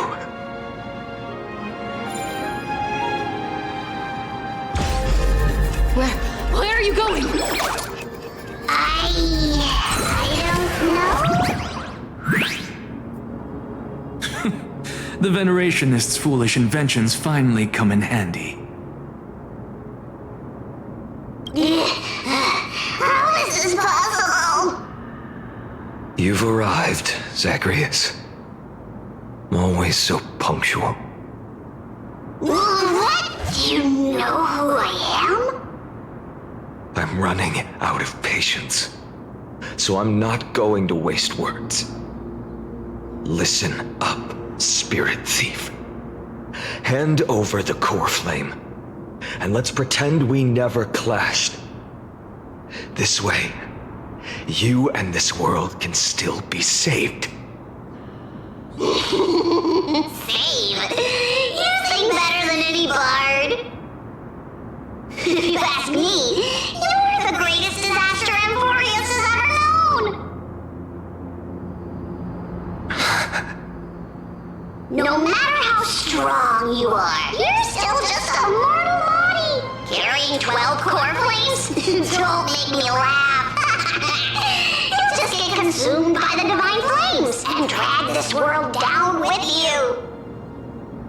134. What? This is the 134th cycle I've lived through. And the number of core flames I carry is 1,596. Yes. 1,000 core flames and just a single Chrysos heir. How is that even possible? I've come this far. And that's proof enough. But someday you will burn to the ground. Of course. The divine flames will eventually consume my eyes and blind me. But before that, they could still forge and sharpen Dawnmaker. Now when I cut open your stomach, you won't feel a thing. You... This is the final warning. Fine. Assume this world holds 100 million possibilities. And no matter how one looks at it, 99,999,999 of them all point to outcomes of certain destruction. Even so, I'll use my divine power, despised by the people of this world, to achieve that 1 in 100 million possibility. Bartolos! Brat, if you got the guts, you'll have to first step over my dead body.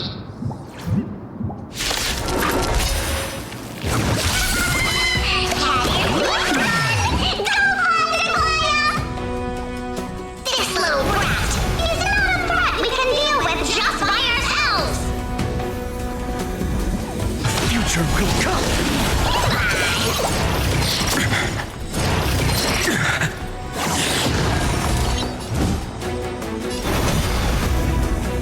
Tomorrow!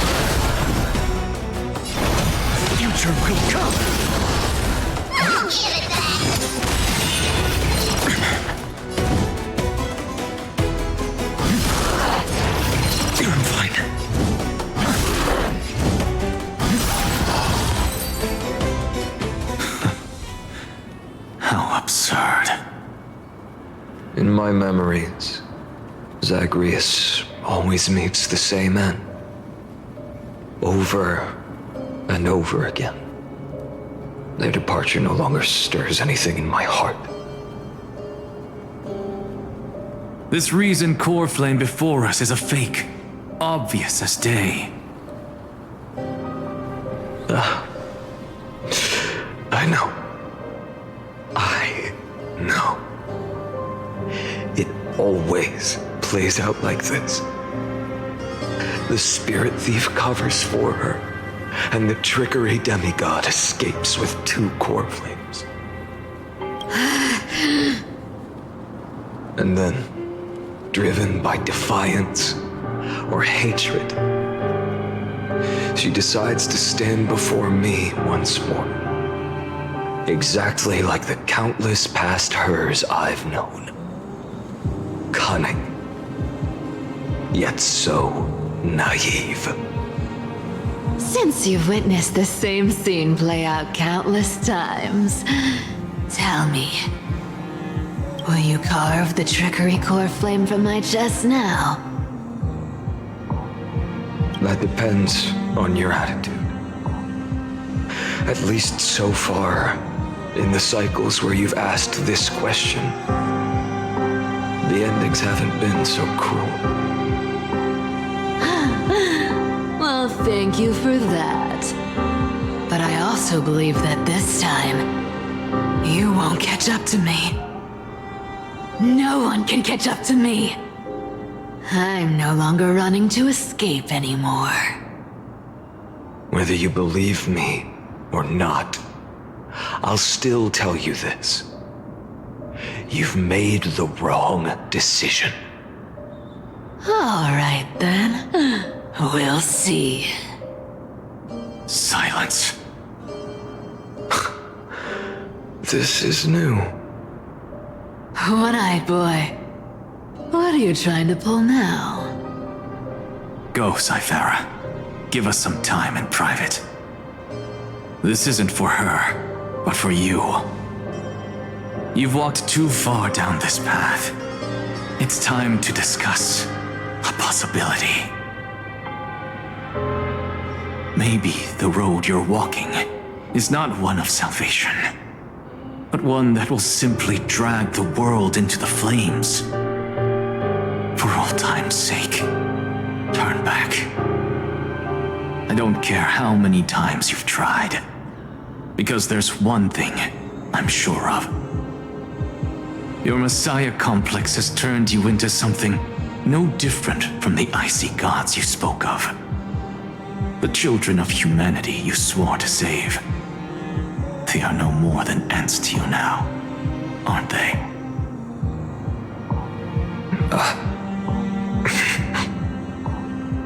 Of course. I've been wondering, what kind of demon could burn my homeland to the ground in an instant without batting an eye? Now I have the answer. It turns out that fiery demon has been fantasizing of becoming this world's deliverer. I don't want to argue anymore. No matter what I say, the outcome won't change. Make your biggest effort to resist, or accept fate, and hand over the core flame to me. Even if it's futile, we all have the right to choose. Yes. Even if it is futile, and the world is just a divine joke. When I walk into the destruction ridden by the gods, with my own 2 legs, you will witness. Even the smallest footnote still leaves a mark in this story. And so, at the end of the 134th cycle, the traveler and the scholar fulfilled their fates once again. Or perhaps it wasn't just they who fulfilled their fates. I can't quite remember all this. In the endless darkness, for no reason, a voice always lingered by my ear. Losses are a constant on the flame chase journey, among which even life itself holds little value.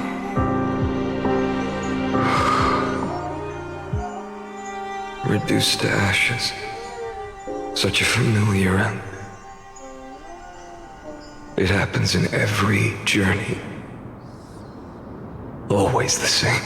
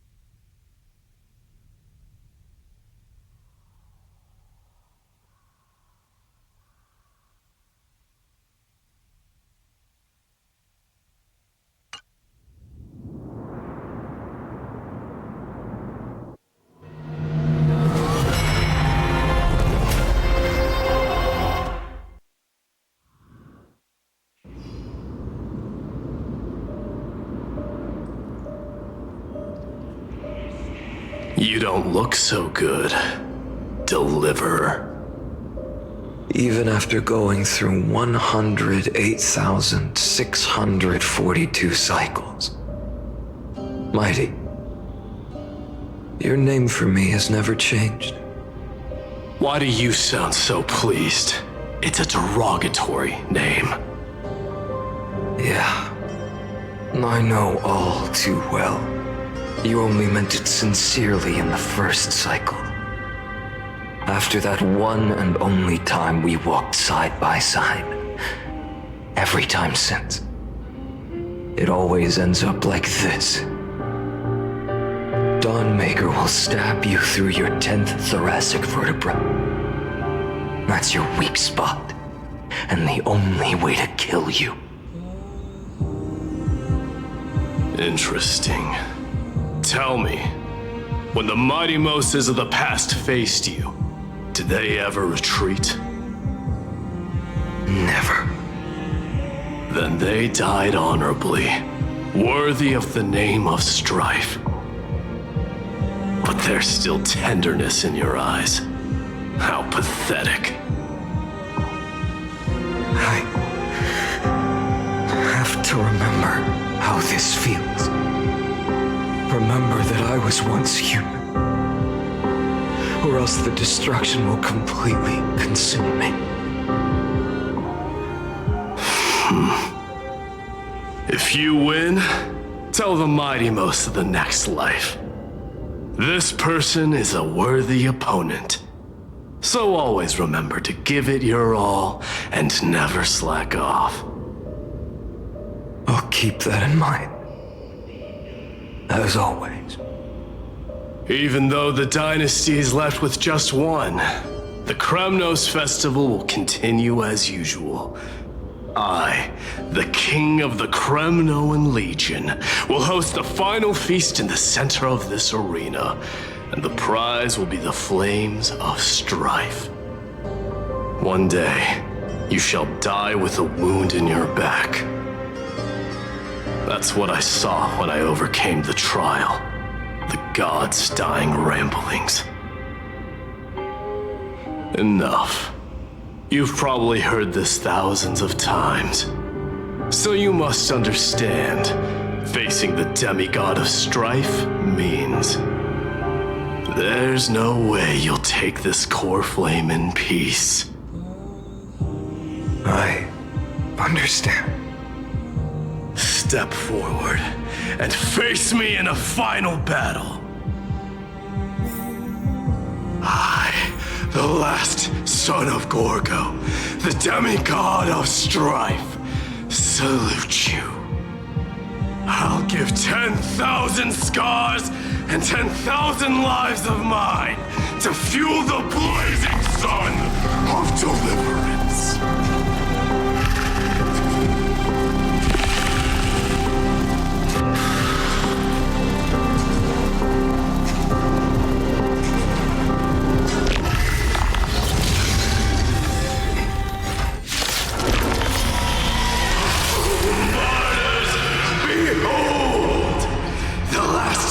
Kremnos festival has begun.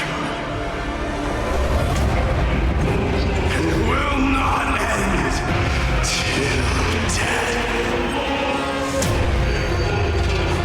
It's time to temper myself. The future will come.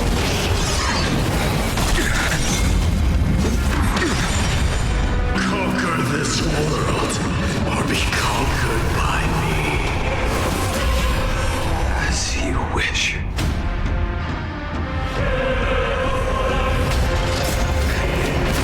Oh, glory. I salute you. That's all I ever wanted.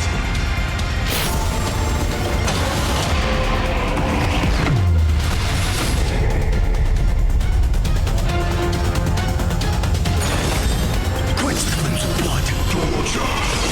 Chaos. Is that all? Her agony. The flames are not strong. Empty shell. Shatter the cage. Sword of substance.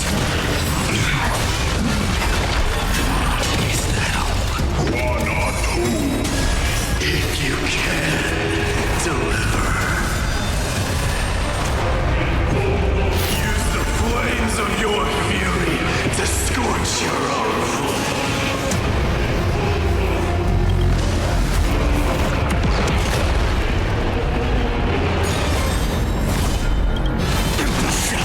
All stars burn to ash. Feel the scorching hatred. Sword of substance. Empty shell. Is that all? And more. Is that all? Yes, the flames are not strong. Sun tear the sky. Sword of substance. Empty shell. Hail the new dawn. Mighty Moose. Let strife decide the outcome. Let this burn.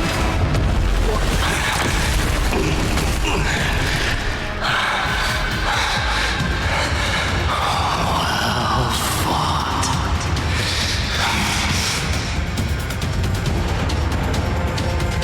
You may crown yourself. My blood.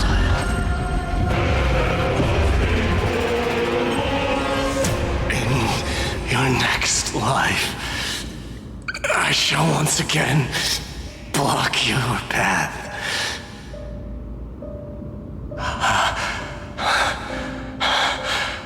Deliver. I wish you eternal victory.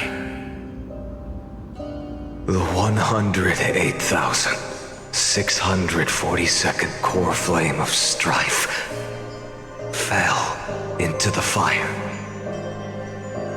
Yet the shadows of the black tide still loomed, and pain and despair spread across distant lands. The blaze was still not enough. It had to be fed, even if it meant burning this body to ash.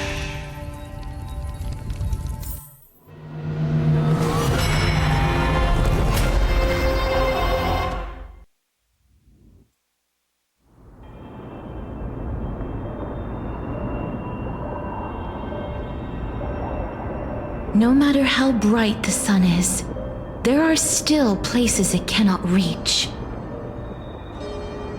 Moreover, the sun you bear is both cold and blinding. A sun like that surely cannot bring warmth to the nether realm of the next life. Golden blood is born from the destruction. We have long since lost the right to seek warmth. Only by feeding the flames can we melt that hopeless future. Allow me to ask, how many core flames do you carry now? 24,041,183. Such a heavy burden. So that's why you've turned into this. A broken idol. Tragic firewood. No matter. I will bear this burden as long as you hand over the core flame of death. I must refuse. As the demigod of death, I cannot watch you walk into a fate more cruel than death. But this way, the past, present, and future will never again suffer unnecessary death. Unnecessary death. Indeed, you are not the Finan I know. Please turn back. Don't let that absurd and unjust fate of yours come to pass. This way, at least my realm can still become the fragrant bed where you fall asleep. In the end, still, it seems the clash of blades was inevitable. How painful. I know I am not your match, having fallen under your sword countless times. But even so, please understand that my resolve is not to be underestimated. Even Ketheli cannot shape all things at will, nor can they dictate the fate of all life. No one can shoulder the balance of life and death alone, not even a god. And it is precisely for this reason that I chose, at the end of this arduous journey, to overcome the trial and take the authority of death.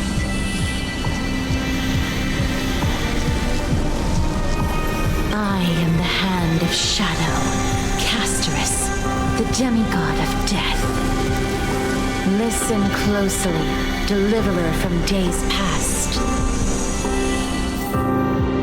Please turn back. Do not disturb these fresh flowers in their muddy deaths.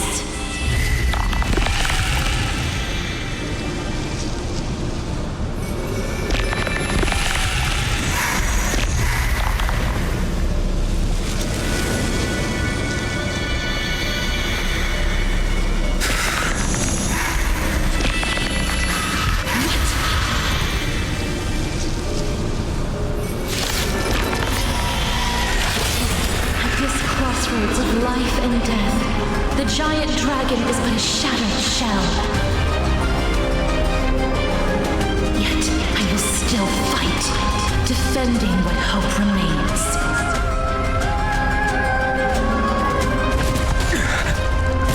It's time to temper myself. Tomorrow! I'm fine. I ask you to rest here! I must transform my soul into a raging fire. Must burn that idol of destruction to the ground. Sun, tear the sky! All of this. How is it any different from that brutal future?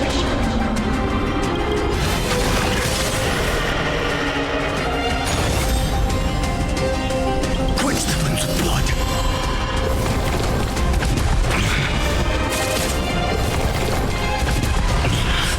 Rend it with strife. Hail the new dawn. Feel the scorching hatred of the Evernight. Keep him here.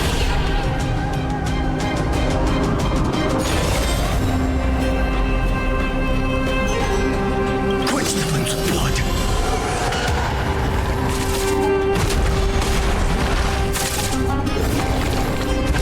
Is that all? Her agony! Shatter the cage! All stars burn to ash! Feel the scorching hatred! Empty shell!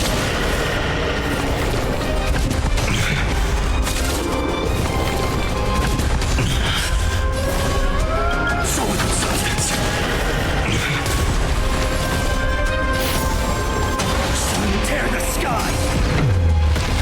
Even if I can't win, I must try. Let this be a tribute to your million struggles for time. Wake up, lost one. See that the firelight in the darkness is not.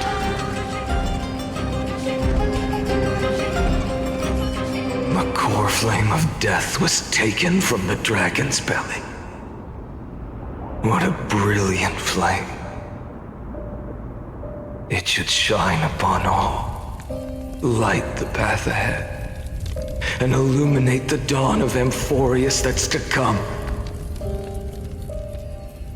2,003,432 cycles. 24,041,184 core flames. As if even the deepest abyss of primordial chaos could be burned away.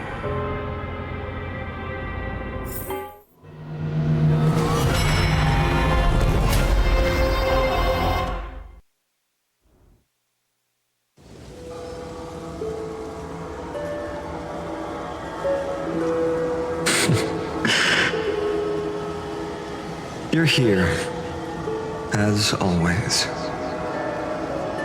You're still lingering, deep within me, never fading away. Because you haven't completely abandoned hope. Am I right?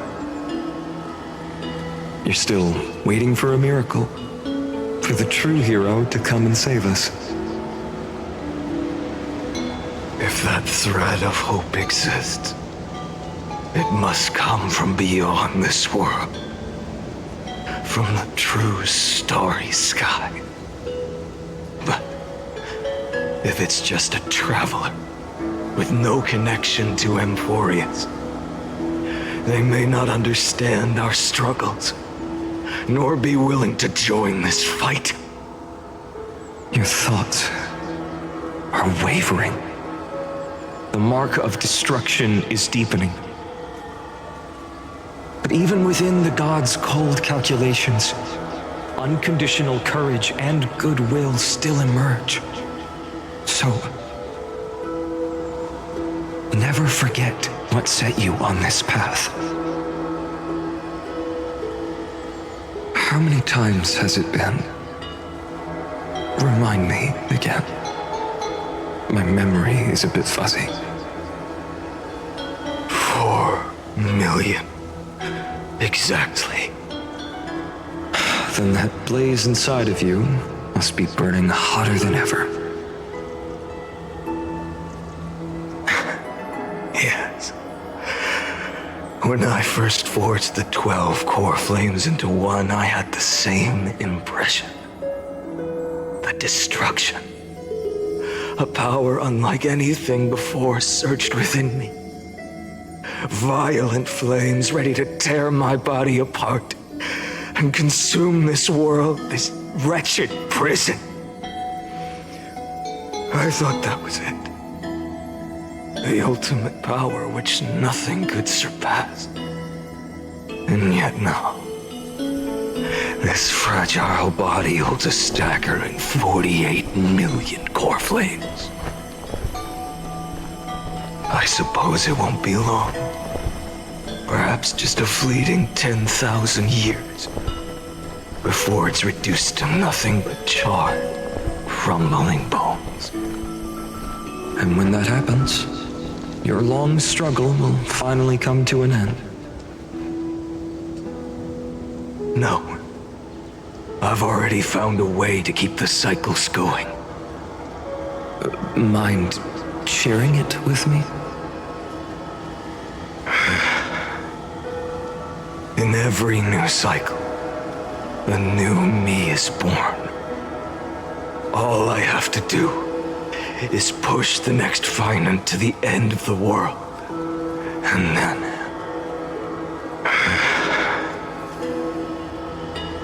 then he'll kill me. Shatter this body.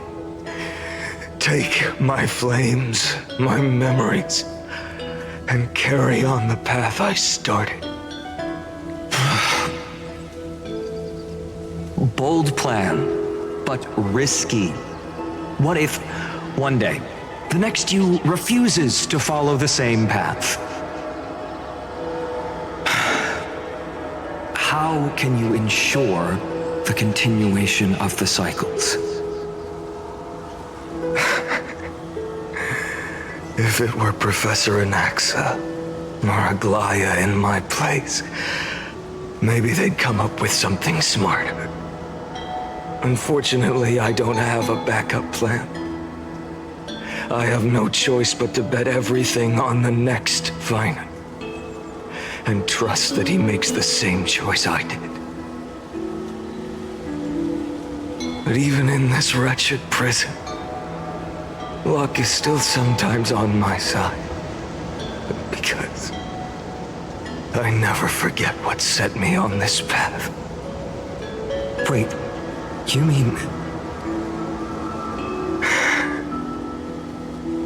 Ever since I committed to this plan, not once in millions of cycles has there ever been an exception.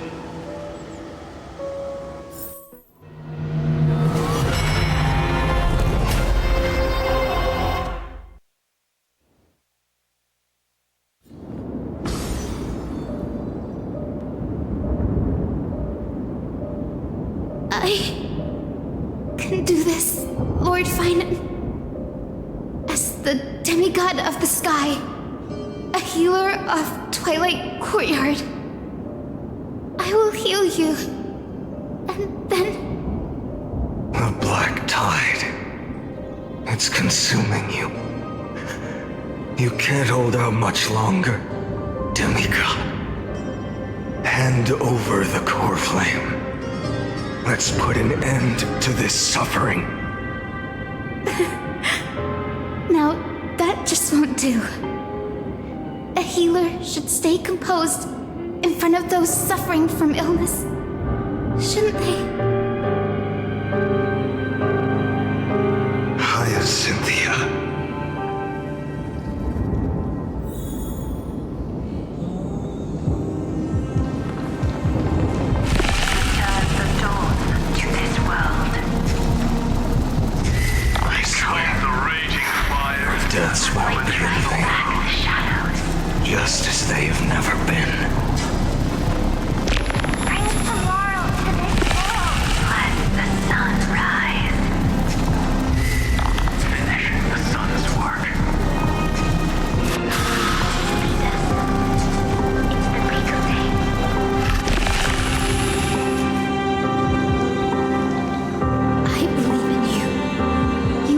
Chrysos heir of world bearing. The one who can lead us. Lead this world. It's just... I don't understand. Within the sun upon your shoulders, the part of that warmth that should come from you, from an ordinary person, it's so faint. My humanity is indeed just a flicker compared to the blazing fire of divinity. Even so, don't cast it away. I never have.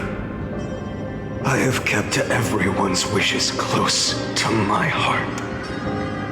Even though the divine fire burns so fiercely that every time I return to the start, it devours me in an instant. Each cycle, it's your wishes that guide me to the end, that pass the flames to the next me. Over and over and over again. So, you're not just a lone spark in the dark. You're a pyre built from the bones of all the selves you've left behind. But what about you? What about your wishes? The wishes of all the countless versions of you.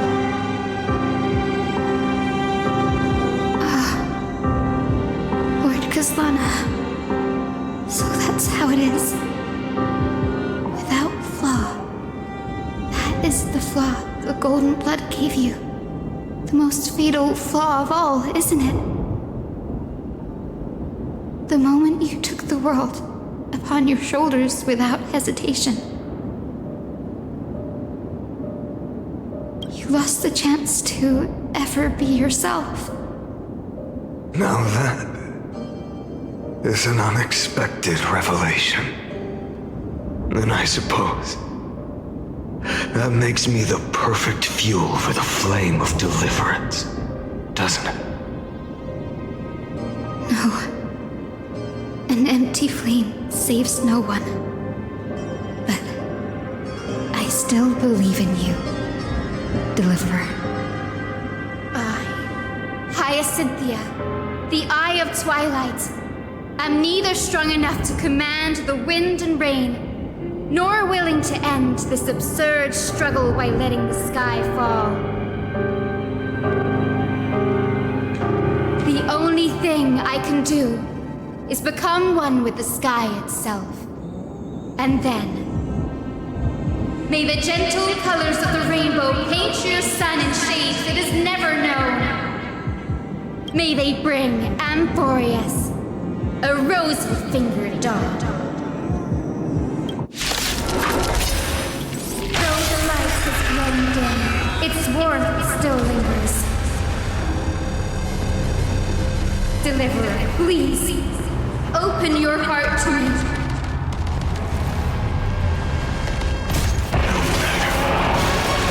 Let this blazing sun fill the sky with golden fire. Tear the sky! Crushed and torn! Quench the flames of blood! Await the end! Grant it the sun! It hurts! The fire! Burning!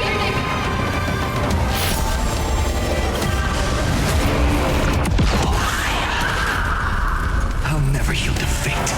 So without substance.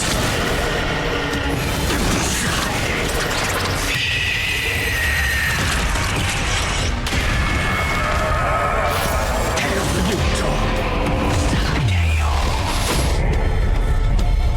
So without substance.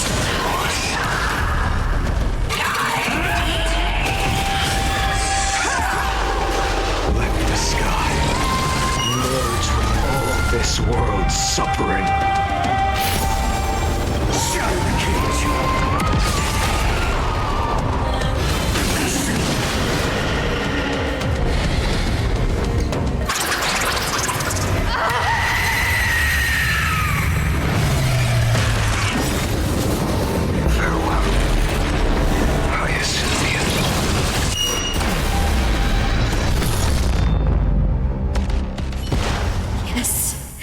Your sun burns hot enough to turn everything to ash. But tell me, how will the seeds of a new world ever take root? The core flame rose. The sky fell. The 23,570,000th cycle came to an end. And this time, the end of the flame chase remained the same as ever. From the horizon rose a golden color unlike anything the world had ever seen. So pure it consumed all in its path. This was the end of the world, and the start of the next. For a moment, I saw the destruction of the universe. That being known as Iron Tomb, its will to break free from the black tide burns fiercer than the blazing sun. Is this Amphorius' wrath? If its choice has already been made, if fate is set in stone, I will still never yield to it. 23,570,000 cycles. 282,840,000 core flames. No more chasing is needed. And now, I am the fire at the end of the long night. The flame chase isn't some quiet walk through a sea of flowers. It's a revolution. An all-consuming transformation. And if destruction is the only way, then let me be the one to step across the ashes of the old world and burn endlessly. Until another dawn rises on the distant horizon, bringing the true dawn to Amphorius.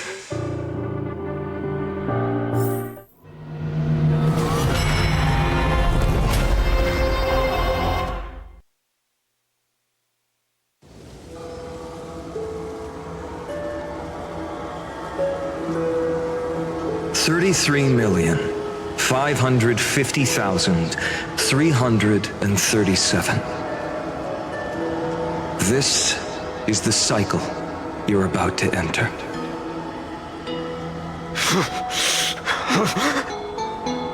Countless memories are flooding in. Countless versions of myself have stood here, facing the same choice. They all needed a moment, just like you do. To stop, to breathe, to process the weight of 1,000,000 lifetimes worth of sorrow, pain, and struggle. And just like them, you will carry those memories and that fire into the chaos of rebirth.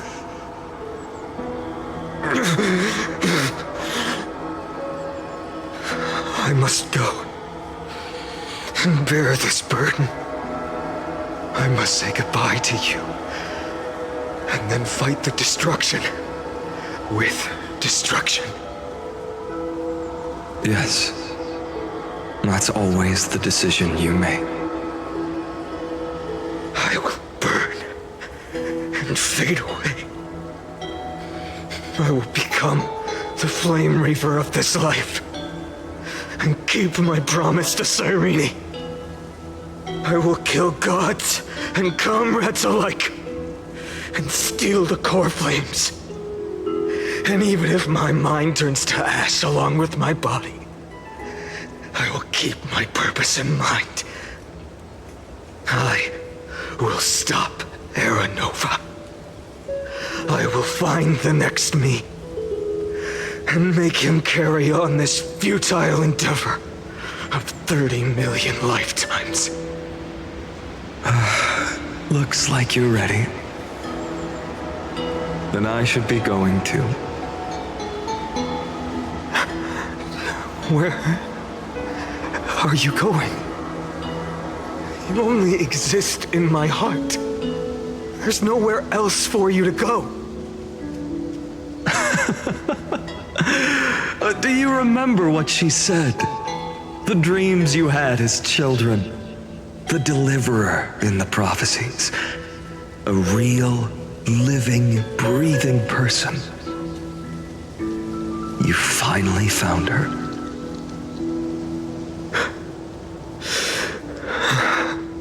Friend. I don't have an answer for that, my friend. I'm sorry. I was supposed to send you home. This is my flame chase journey. You were never meant to be a part of it. No. You know the truth. If Iron Tomb is born from Amphorius' fate, then it will bring ruin to the worlds beyond the sky. And all these countless lifetimes you've spent, it's all been for the sake of defying that end, hasn't it?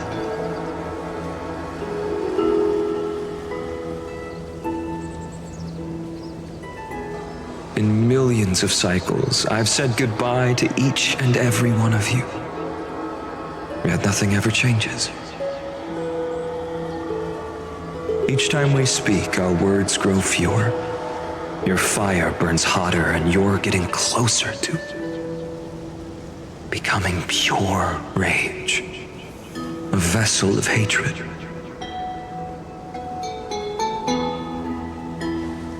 I never had a choice. I understand. If you are to keep the worst fate from unfolding, this is the only path. But this time, things are different. Your persistence has shifted the tide. On the horizon, I see it. Faint but undeniable. The shape of dawn, breaking through the eternal night.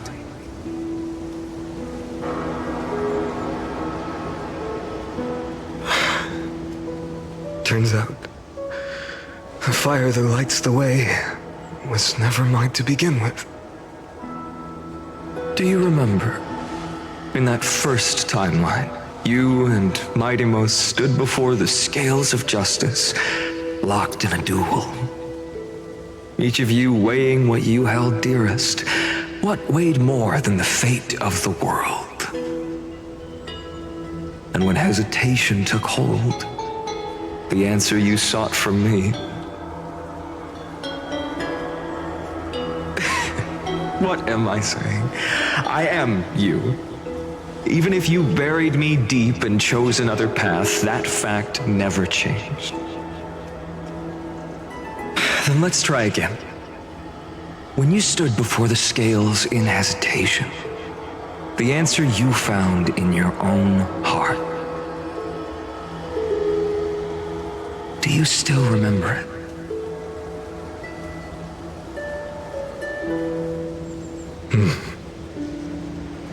Remember the past and become the hero of tomorrow. What weighs more than the fate of the world is the resolve to shoulder an immutable past and carry it into the future. Good. Then Trailblazer, my friend, my comrade, you arrived in this strange world and were bound by its cruel fate up till this very moment. In the face of danger, you never once backed down. Instead, you've saved world after world without hesitation. That boarding pass on your chest is now the mark of a hero. If I choose to step through that door, and embrace an end fitting of the destruction. Let this sun forged from millions and millions of core flames burn me up along with the god of destruction and their minions. And the world we leave behind, this world, my home, where hope still lingers. Will you take on everything we've carried? Return to the beginning one last time. Stop the birth of Iron Tomb, save the world we love, and rewrite its doomed fate.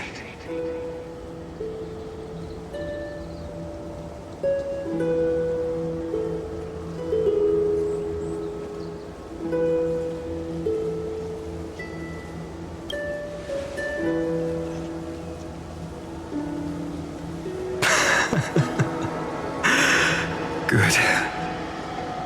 In that case, even this fruitless wasteland may finally bloom with flowers. So...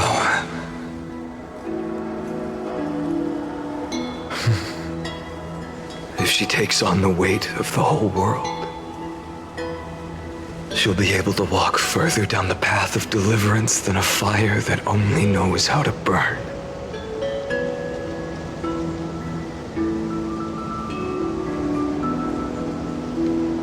One will step into the future.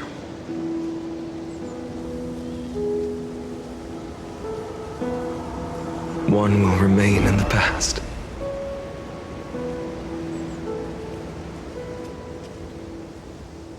If I can strike down the gods with Dawnmaker, perhaps fate's deadlock can be broken. And if you can stop Iron Tomb from ever being born, then these 30 million cycles will have not been in vain.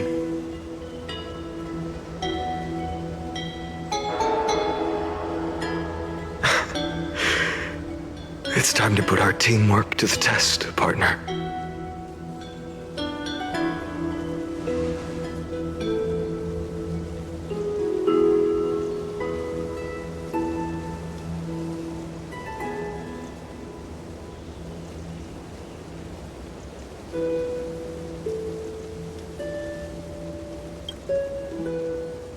Thank you for all you've done already, friend.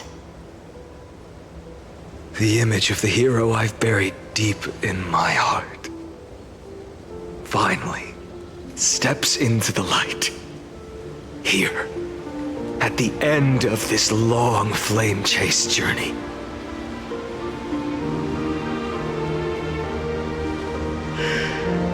Cyrene, a page never seen before has just been turned. Lend me the power of time, and send this hero back to the origin of time. Back to your side.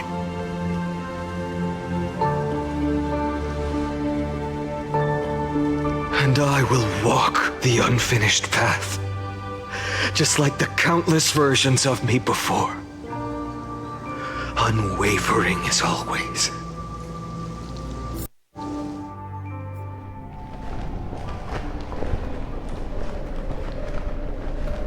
Tell me, will you be the blazing sun? Even if all of you burns to ash? Without hesitation, I will bear this world until my body turns to dust.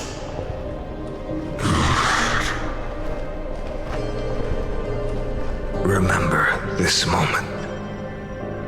Remember your friends who never lived to see the world's end. Remember their final wishes. And let the purest rage in your heart rise out of those wishes. Let it consume you, fuel you, until it burns away the false sky above. Fine. If I can defy fate, then in the name of world-bearing, I promise you, Kefali will never forget this. Take it. Everything I bear. Keep on burning. As long as we are never extinguished, the flame chase will not end.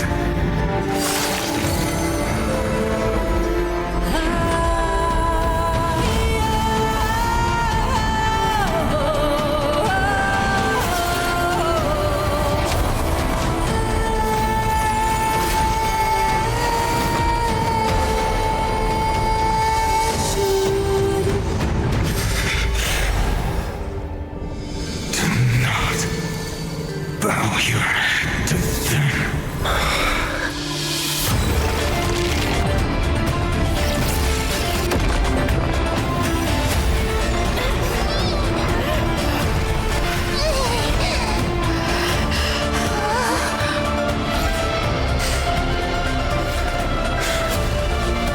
Take it, Trailblazer.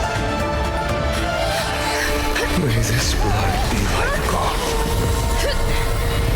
Never tarnish.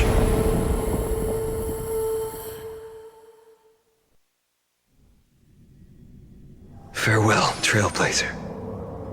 This is where I fulfill my final destiny. The prophecy of the Deliverer means nothing to me now. It belongs in the hands of someone far more fitting. Someone like you. Kaslana. The name of one who bears chaos does not belong to a single person.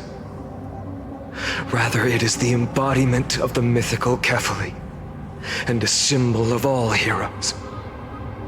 As the prophecy foretold, you will bear the blazing sun until the pale dawn breaks. May the name accompany you in my place, in the epic you write with your own hands.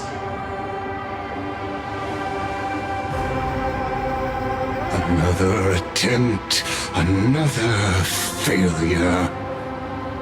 I won't remind you how many times you've reached the end of history, but I will still place the choice before you. If you've lost count, let me tell you. This is the 33,550,336th ending.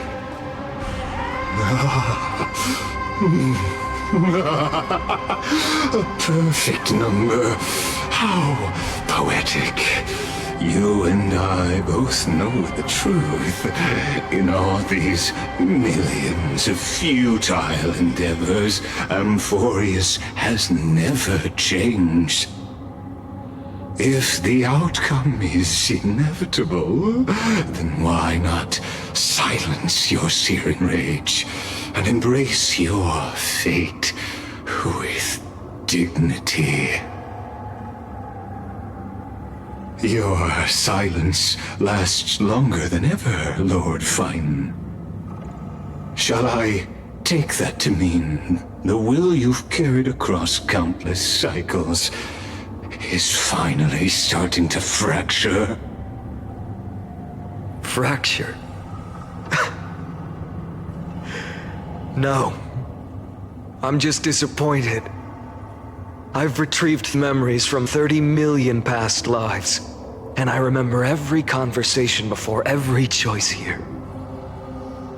And yet, even after all this time, your arguments remain the same. Repetitive. Uninspired. If you had any hope of breaking me, you should have spent those endless cycles refining your rhetoric. You had infinite chances to sway me into the future you want. And yet here we are. The score, 33,550,336 to 0. So tell me, Lycurgus, who's the real loser here? How unfortunate. This was never a fair game. I have all the time and patience in the world. I can wait for you at the end of history another billion times, and another billion after that. But you will never escape this cage.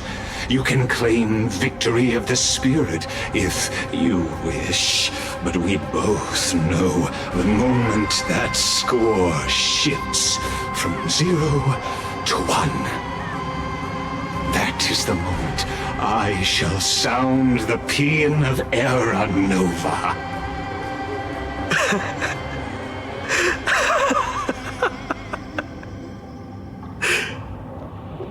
Lord Finan?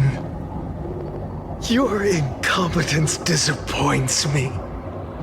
But what truly makes me laugh is your utter lack of self-awareness. Think about it. In this story, who is truly the one in chains? Who is the one shackled to mindless vengeance, mistaking courage, the courage to rebel against the gods, for foolishness?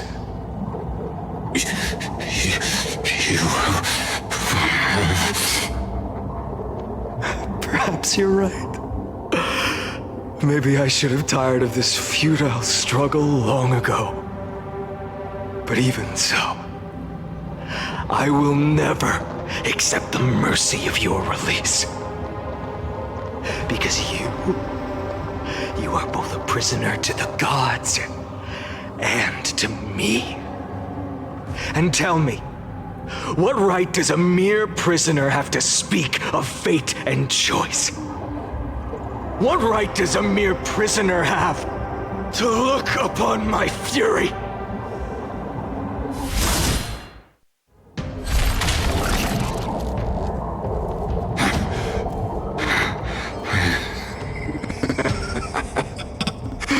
You know this is pointless.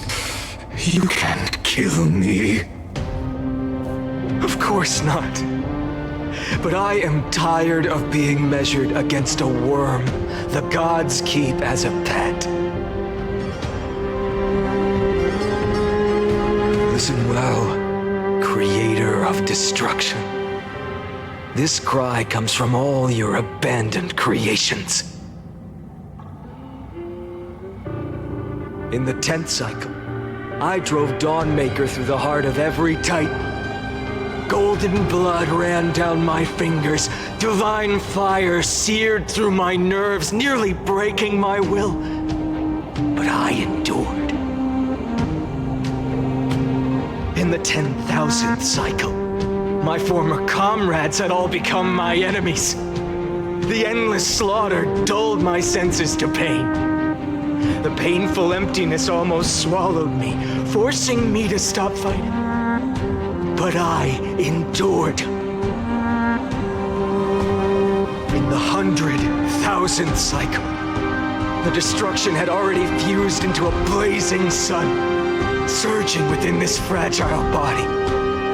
My rationality had been burned away at the dawn of the era. Yet even with only this shattered body remaining, I still endured. In the 23,570,000th cycle, this time, I felt it.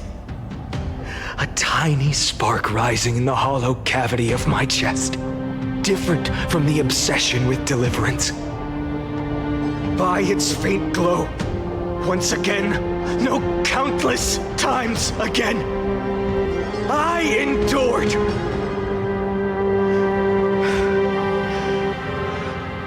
Now, a sun is about to fall, ready to incinerate this absurd space-time dimension in an instant. That sun is me. All the countless versions of me from the past, along with my countless brethren, dragged into existence against their will, drowning again and again in your golden blood.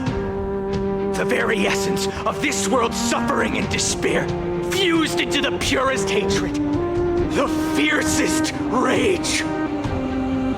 Nook, you arrogant fool! You think we were born to only serve as fuel for the fire? Fine then! Just as you wish, let the fire burn! I was born as the blazing sun of destruction.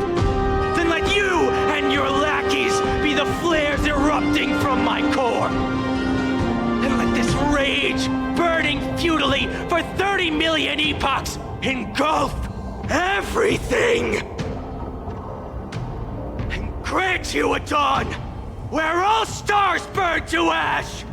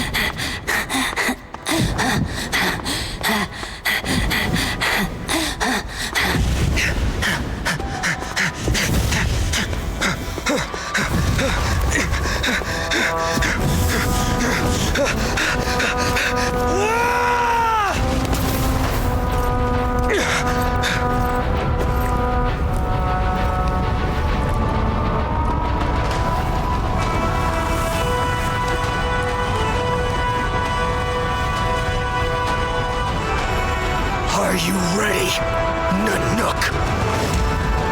I brought you destruction!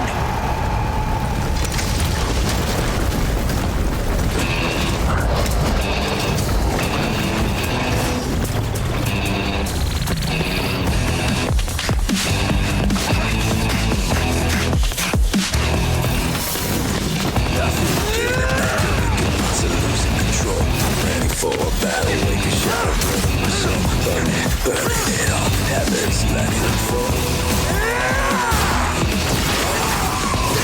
Mirrors, bitter plastic crumbling away. They got some broken faces, demolition, searching for fate. Crushing it all, shadows watch them crawl.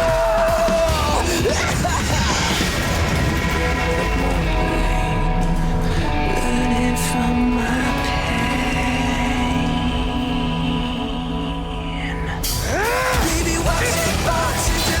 isolation, watch it burn, ain't got no hesitation, oh, watch it burn, we're falling higher,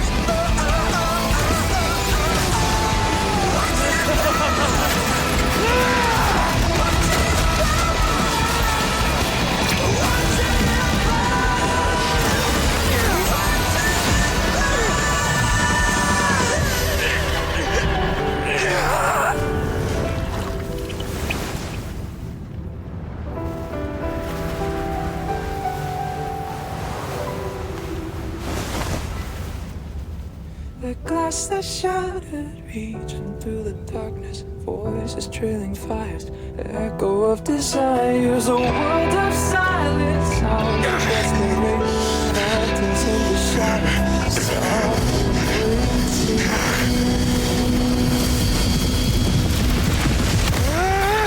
tear it down, embrace the detonation, craving our damn creation, breaking a chain and reaching for you.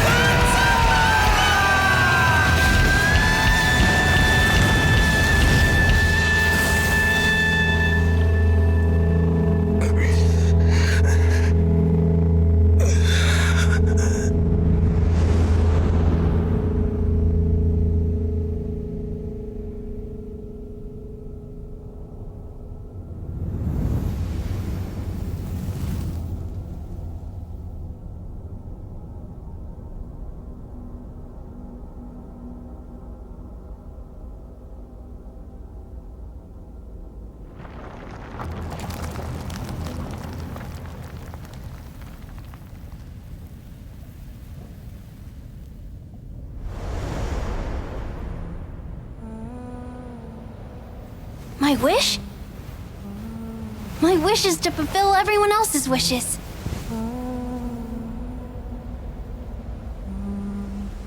If I can't fulfill them, then send them on to tomorrow.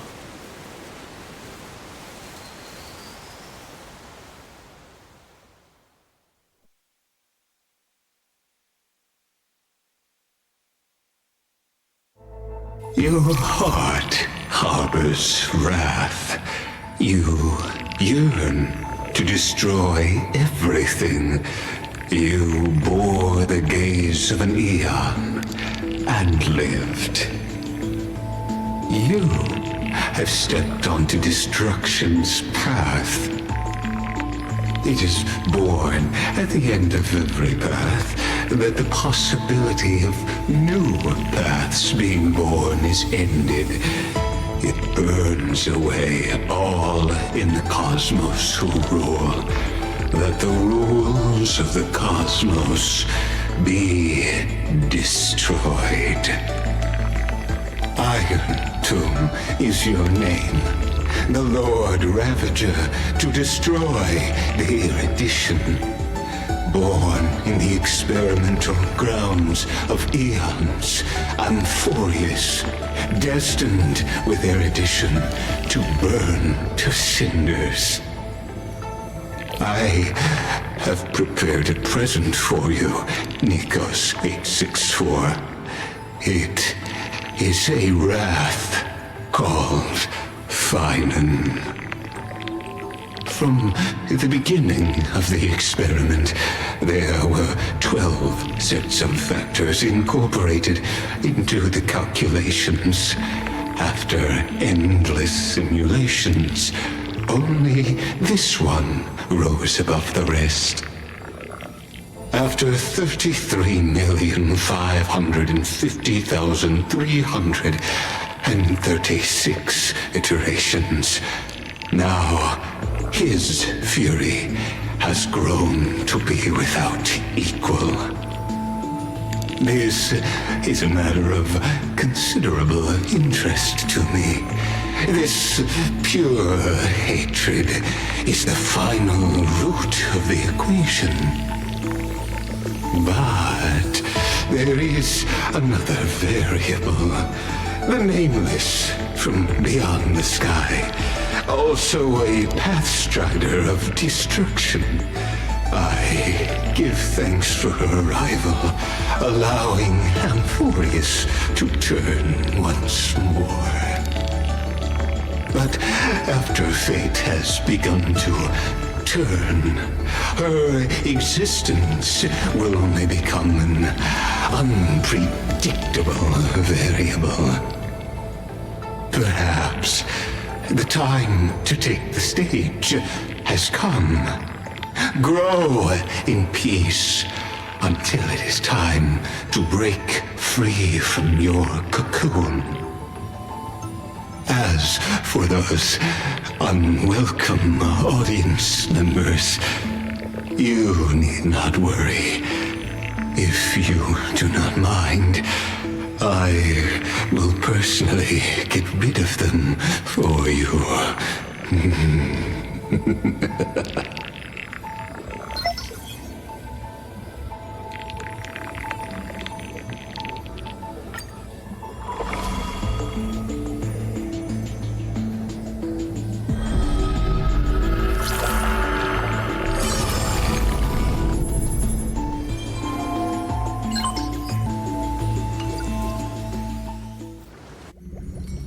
Wake up! Wake up! Buddy! Wake up! You're finally awake! That's a relief. We were so close to being swept away by the reverse flow of time. It's lucky we found a safe place. Now, I'm going to send you back to the very start of time. But before we part, there's something I need to tell you. Something very, very important. That's right! At this very moment, my memories are finally whole. After watching so many fragments, my past is finally coming into focus, little by little. You're smart. You must have a clue now. Or maybe... You knew the answer long ago, didn't you? Not surprised at all, huh? That's because I'm simple at heart. No matter what form I take, I've always been true to myself. But I'm glad that I remembered in the end. This way, I'll have no regrets. Don't worry. We're not truly parting, because I'm going to become a part of you. I'll turn into the memory of this cycle. The 33,550,336th Flame Chase journey, and forever reside in the heart of the Time Demigod. This way, you'll carry all that has come before, crossing time itself to reach the next cycle. My mission ends here, but looking back, I still feel lucky. After all, across 30 million Sirenes, I was the first, and the only one who got to finally meet you. So, believe me, in the next cycle, there will be another Cyrene waiting for you. And in the one after that, and the one after that. I will always be waiting.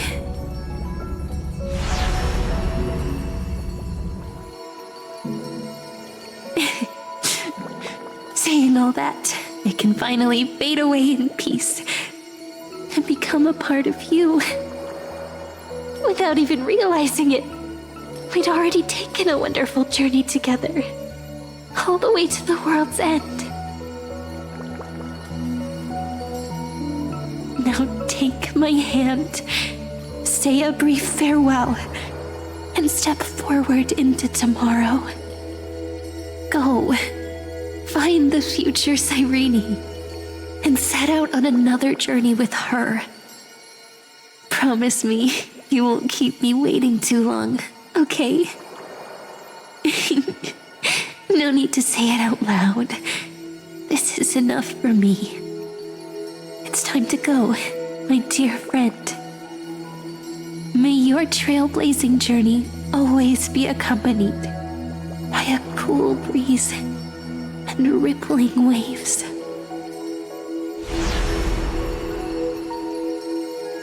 And may the days ahead embrace you like the softest fluff, forever warm, forever gentle.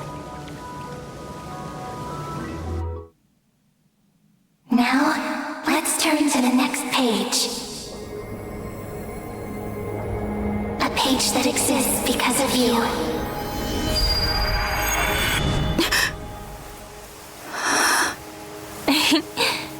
Is this a meeting ordained by fate? Or a long overdue reunion?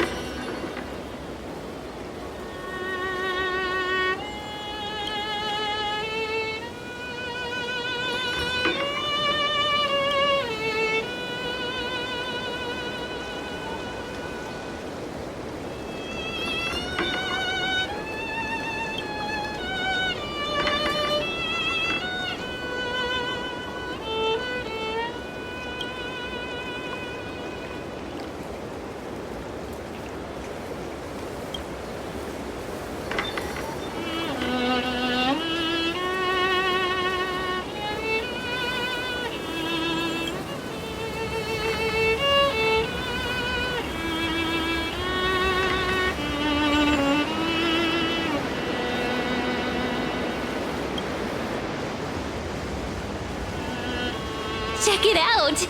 Doesn't this scarecrow look just like you? I spent ages observing just to get it right.